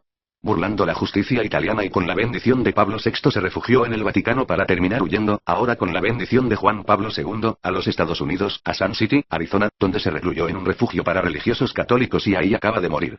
Este Monseñor Calavera le salió costando a la puta más que 20 clérigos pederastas de la diócesis de Boston juntos. Ya saben pues, ovejas, a dónde van a dar las limosnas que mandan al Vaticano. A la juerga de los millones de la puta. En los años 90 el Banco Vaticano tenía inversiones por más de $10.000 millones y por lavado de dinero cobraba el 5%, lo cual era una bicoca si tenemos presente que Sindona le cobraba a la familia mafiosa de los Gambino el 50% por lavarles su dinerito proveniente de la heroína a través de una shady corporation o compañía de evasión fiscal y lavado de dinero, la Mabusi. Vaya a saber Dios por qué estos ensotañados de hoy en día han bajado tanto la tarifa. Las finanzas de la puta son oscuras y secretas como las de Cuba. ¿O por qué creen que se entendió también Juan Pablo II con Castro? Tal para cual. Tan tenebroso el uno como el otro y los dos más falsos que Judas, que ni existió. Juan Pablo II protegió a Marcinkus y a Sindona, como habría de proteger también al gran paidófilo mexicano padre Marcial Maciel, el del jardín florido que tanto envidio, y a mi paisano el cardenal Alfonso López Trujillo, orgullo de Colombia. Los tejemanejes de este cardenal son dignos de Marcinkus. En Medellín convirtió el seminario mayor en centro comercial y a los del cartel les andaba vendiendo la Universidad Pontificia Bolivariana. Se miraba en fino espejo de cristal de roca y se perfumaba. Cuando lo iban a engañar puso pies en polvorosa y huyó a Roma donde lo acogió Juan Pablo II que lo hizo presidente del Consejo Pontificio para la Familia, que es donde hoy sigue. Muerto Wojtyla este purpurado amante del dinero y las delicatessen jugó un papel decisivo en el último cónclave. Cuando la balanza se inclinaba hacia el argentino Bergoglio, que se perfilaba ya como el primer papa latinoamericano, intervino mi paisano orinando el billete verde del Opus Dei, de a millón por cabeza, y convenció a varios de la región que se cambiaran al alemán. Por eso Ratzinger ganó y hoy tenemos un Benedicto XVI en vez de un Gardel I. ¿Y cómo lo sabe, compadre? ¿Quién se lo contó? El Espíritu Santo, ¿eh? El Paráclito me lo contó. El Banco Vaticano empezó con 80 millones de liras, regalo de Mussolini. Tras la derrota de Alemania en la Segunda Guerra Mundial, a él fueron a dar 200 millones de francos suizos del tesoro de la Croacia nazi franciscana, que los ustasis les lograron contrabandear a los ingleses en la frontera entre Austria y Suiza. Más 170 millones de dólares del oro nazi, que por diferentes caminos también acabaron en el banco de Dios. ¿Cuánto tendrá hoy en día la puta? Dios sabrá. Dios, que es su gran alcahueta y dueño en última instancia de sus bienes. Serbios, judíos y ucranianos sobrevivientes de los campos de concentración nazis junto con organizaciones que representan a 300.000 víctimas del holocausto la demandaron en 1999 en la corte del distrito de San Francisco, caso Emil Alperin y otros versus Badean Benk y otros. Dios dirá. Por más que fallen en contra, nunca dejarán a la puta en la calle. Nació para robar y reinar. Es tan cínica la puta que dice que el año pasado, el 2005, sus finanzas terminaron con un saldo positivo de 11 millones de dólares, según acaba de informar, en rueda de prensa, el cardenal Sergio Sebastián, presidente de la Prefectura de los Asuntos Económicos de la Santa Sede. Que es el mejor resultado en los últimos 8 años. Que solo en el 2004 habían logrado un superávit después de 3 años consecutivos de déficit. Pero que la Radio Vaticano y el Observatorio Romano, siguen dando pérdidas. Y según el secretario de la mencionada prefectura, Francesco Croci, la puta tiene 2 tipos de entradas importantes por concepto de donaciones: las hechas por los fieles en la colecta llamada del óbolo de San Pedro, y las del canon 1271 del Código del Derecho Canónico. Por las primeras en el 2005 recibió 59 millones de dólares, y por las segundas 26. Así, pero según una investigación del London Telegraph y del Incide Fraud Bulletin, el Vaticano es el principal destino de 55.000 millones de dólares de dinero sucio italiano, gracias a lo cual se coloca en la 8ª posición en el ranking de los paraísos fiscales del mundo por delante de las Bahamas, Suiza y Liechtenstein. El Vaticano es un estado out-out, uno cuya legislación sobre el secreto bancario impide toda posibilidad de rastrear ningún fondo financiero depositado en él. Pero no solo eso. A diferencia de los restantes paraísos fiscales en que el lavado de dinero lo hacen bancos privados, en el Vaticano lo hace el propio Banco Central del Estado, que es ni más ni menos el Instituto per le Opere di Religione o Banco Vaticano, reconocido como Banco Central por el Bank for International Settlements. Pero volvamos a los informes de Croci. El año pasado los 10 países más generosos con la puta fueron, en orden de dadivosidad: Estados Unidos, Italia, Alemania, Francia, España, Irlanda, Canadá, Corea, México y Austria. Sírvase tomar nota el lector de estas celestinas desvergonzadas. ¡Ay, mi México! ¿Cómo pudiste estar ahí, en esa lista de ignominia? Las vergüenzas que me haces pasar. En Colombia, en cambio, a la puta hoy por hoy lo más que le llegamos a dar es una rotunda patada en el culo. Católicos sí somos, más no pendejos. Tan rica será la puta que en su sola arquidiócesis de Boston hace poco, en octubre de 2003, acaba de tener que pagarles 85 millones de dólares a 552 querellantes representados por más de 40 abogados, para acallar sus demandas contra los curas bostonianos que practican el precepto evangélico "deja que los niños vengan a mí". De los querellantes en cuestión, unos 200 alegaban que habían sido violados y sodomizados. Menos mal que no los gonorrizaron, porque ya sí sería el colmo que después de usar a esas criaturas para sus celebraciones les hubieran contagiado una gonorrea. Tras el arreglo judicial de Boston, la puta de bondadosa les ofreció a sus víctimas consejos y orientación espiritual. Querrían seguir echándoselos ya decreciditos. Desde 1990 la arquidiócesis de Boston lleva pagados 110 millones de dólares por concepto de estas demandas desconsideradas que la están poniendo al borde de la quiebra, y su arzobispo el cardenal Bernard Law tuvo que renunciar, dizque por encubrimiento, dizque de los malhechores, dizque que abusaban, dizque de sus víctimas. ¿Cuál encubrimiento? ¿Cuáles malhechores? ¿Cuál abuso? ¿Cuáles víctimas? El sexo es sano. Lo que hay es que enseñárselo pronto a los niños para que lo practiquen con alegría en Jesús y conciencia sana de que obran bien y le hacen el bien al prójimo. El anciano también tiene sus derechos. ¿O qué? Atropelladores de la vejez. Abusadores. Malhechores. Pobre cardenal Law. Es una víctima. No sé por qué la puta de Roma permitió que lo defenestraran. Gringos hipócritas. Demanden entonces también a los gusanos que se van a tragar a esos niños cuando envejezcan y mueran. En promedio, cada víctima bostoniana recibió 94.000 dólares, cifra que a sus abogados se les hizo poco, pues, como hicieron ver, entre 15 arreglos similares el de Boston era el quinto más bajo. Y le recordaron a la diócesis de Boston que las 36 víctimas de la diócesis de Providence, Rhode Island, habían recibido en promedio 225.000 dólares. Las 243 víctimas de la diócesis de Louisville, Kentucky, en promedio solo sacaron 67.000. Y 153.000 las 176 de la diócesis de Manchester, New Hampshire. Mucho o poco, a mí estas cifras se me hacen escalofriantes. Qué polvos tan costosos los que se están echando estos curitas norteamericanos. En Colombia cualquier cura marica sale del paso con 100 pesos y un caldo Maggi. La puta, en todo caso, estuvo de plácemes con todos estos arreglos. Como dijo el padre Christopher Coyne, vocero de la arquidiócesis de Washington: admitimos nuestros errores, aprendemos de nuestros errores y haremos cuanto esté en nuestras manos para no repetir nuestros errores. ¿Qué quería decir con ello? ¿Que iban a contratar mejores abogados para salir menos mal librados? Me imagino que sí, porque el deja que los niños vengan a mí no lo pueden eliminar del Evangelio. Es un precepto sublime, lo único que tienen, lo único noble y sensato que dijo Cristo. Thomas H. Hannigan Jr. abogado defensor de la puta, está demandando a su vez a las compañías de seguros que la aseguraron por pederastía. Aunque con escaso éxito. Lo más que ha logrado sacarle a una compañía de seguros hasta ahora este abogado son los 5 millones que tuvo que pagarles la puta en 1992 a más de 100 víctimas de un solo curita de la diócesis de Fall River, Massachusetts. 5 millones dividido por 100, ¿cuánto da? $50.000. No estar yo tan viejo, compadre, para irme a los Estados Unidos a trabajar de niño. Y no solo eso. Además del dineral querían las víctimas que les hicieran un monumento, al estilo del de los caídos en la guerra de Vietnam. ¡Qué cabrones! Ni tanto si tenemos en cuenta que las 86 víctimas del padre Hong Geoghan el año pasado se arreglaron con la arquidiócesis de Boston por 10 millones. 10 millones. ¿A cómo viene saliendo entonces por cabeza? A $116.279 por cabeza. Ni que tuvieran el culito de oro. A lo que sí tuvieron que renunciar los querellantes del culito de oro fue a presentar más demandas contra otros curas de otras diócesis.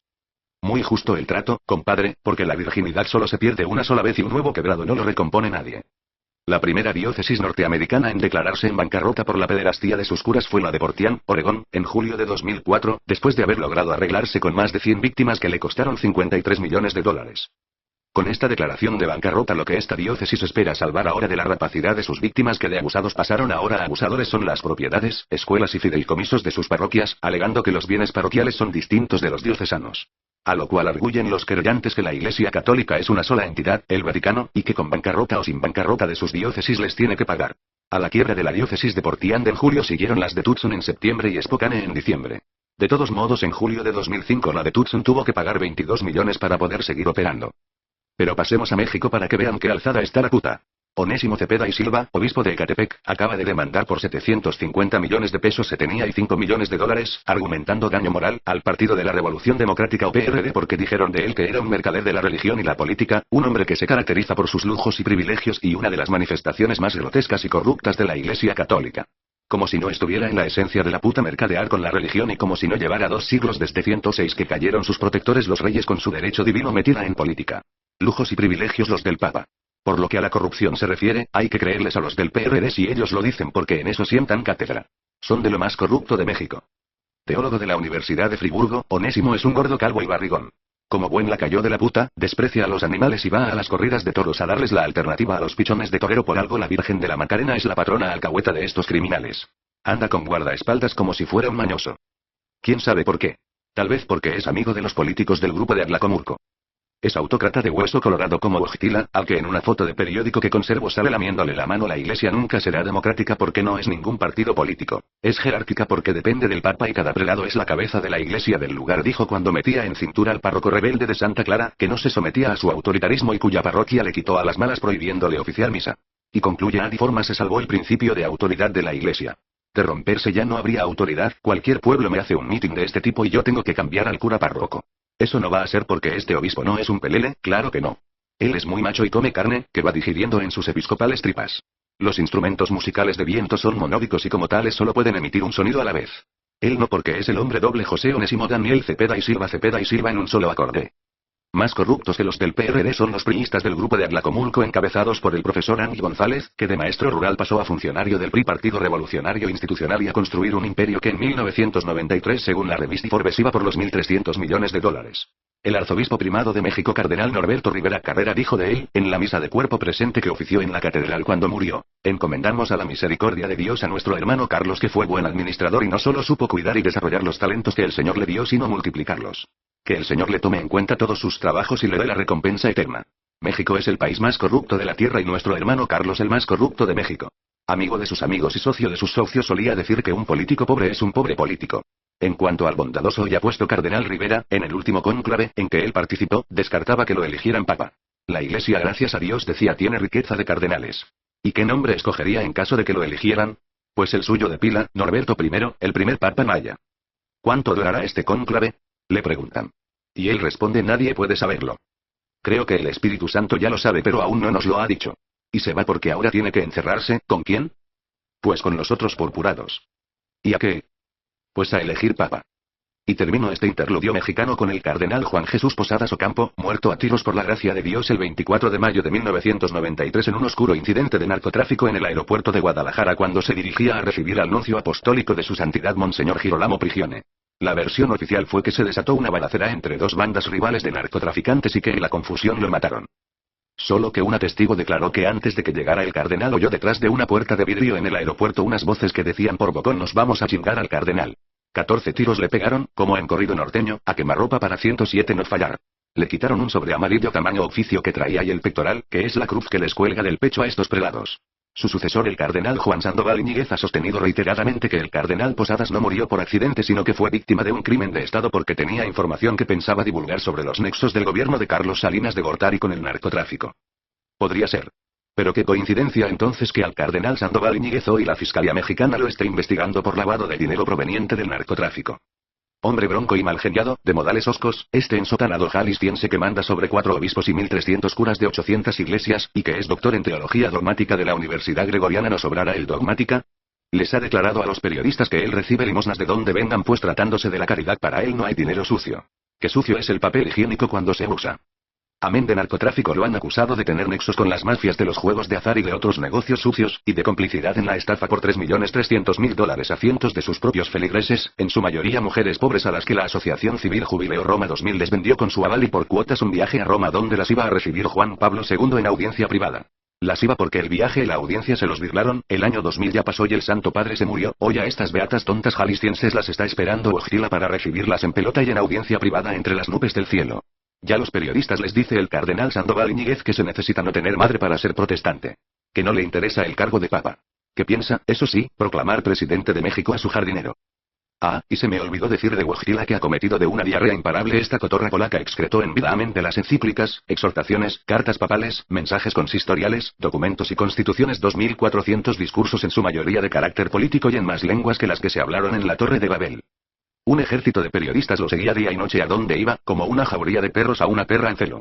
Pero no, él no era una hermosa perra en celo, era una hermosa cotorra políglota. Porque han de saber mis lectores que no soy de los que insultan con nombres de animales, pues los amo. Yo no soy como Cristo, que trataba a Herodes de zorro y a los escribas y fariseos como serpientes y raza de víboras. Ni como los doctores y padres de la iglesia que vinieron luego a seguir su ejemplo. San Atanasio llamaba a los arrianos serpientes y escarabajos. San Agustín llamaba a los donatistas ranas y a los judíos víboras y lobos. San Hilario de Poitiers decía que los judíos no son hijos de Abraham sino de la estirpe de la serpiente, y a los idólatras los llamaba rebaño de reses y bandada de cuervos. San Juan Crisóstomo consideraba a los judíos peores que los cerdos, los machos cabríos y todos los lobos juntos, a la sinagoga la llamaba cubil de bestias inmundas y a los herejes perros que ladran. San Efrén, del que ya dije que de niño mató a una vaca a pedradas, llamaba a los judíos lobos sanguinarios y cerdos inmundos, a los partidarios de Marción hijos de serpiente, y a los seguidores de Maní piara de cerdos. San Jerónimo, el de la Vulgata, la traducción más famosa de la Biblia al latín, llamaba a los herejes asnos de 2 pies, a Vigilantius perro viviente, al vicino asno y perro corpulento de raza irlandesa bien cebado, a Orígenes cuervo y pajarraco negro como la pecia rufino escorpión, tortuga que hunde e hidra de numerosas cabezas. San Ambrosio juzgaba las opiniones de Joviniano ladridos de perros, y Teodoreto, obispo de Ciro, llamaba al patriarca Jorge de Capadocia lobo, oso y pantera. San Gregorio Nacianceno llamaba al emperador Juliano cerdo que se revuelta en el fango, San Efrén lo llamaba lobo, cabrón y serpiente, y Eusebio, el primer historiador de la iglesia, lo llamaba perro rabioso, que es 108, como San Ignacio de Antioquía llamaba a los cristianos que se le oponían, amén de lobos que se fingen mansos. San Pablo llamaba perros a los dirigentes de la comunidad cristiana de Jerusalén y poco le faltó para incluir a San Pedro entre los que orinan contra la pared, perífrasis de Lugero en su traducción al alemán de la Biblia. Tertuliano llamaba a los herejes lobos insaciables y San Epifanio de Salamina víboras de variadas especies. Es que la puta, que es más mala que Mahoma, desprecia como este a los animales y no se apiada de su suerte. Pero no, más malo que este asaltante de caravanas que resolvió proclamarse el mensajero de Alá no hay nadie. Cruel, traidor, taimado, mentiroso, rencoroso, inescrupuloso, lujurioso, torturador, impostor, bellaco, inhumano, sanguinario, deshonesto, innoble, abyecto, asesino, polígamo, pederasta, déspota, puso a rezar a sus secuaces prosternados hacia la Meca 5 veces al día con el culo al aire y les reguló hasta los más mínimos detalles de la vida diaria, cómo comer, cómo rezar, cómo copular, cómo escupir, cómo orinar, cómo excretar, y les lavó el cerebro a unos 1000, que en 14 siglos de multiplicación tremebunda se han convertido en 1500 millones que por donde pasan arrasan. ¿Qué raza más nociva y paridora, más rencorosa y envidiosa, más podrida de odio y mala? Nos cuenta Malik ibn Anas en su Almuata, la compilación de leyes más antigua del Islam, que Abdullah ibn Umar dijo: me subí al techo de una de nuestras casas y vi al mensajero de Alá, que Alá bendiga y le conceda la paz, en cuclillas encima de 2 ladrillos sin cocer haciendo sus necesidades cara al Bait al-Maqdis.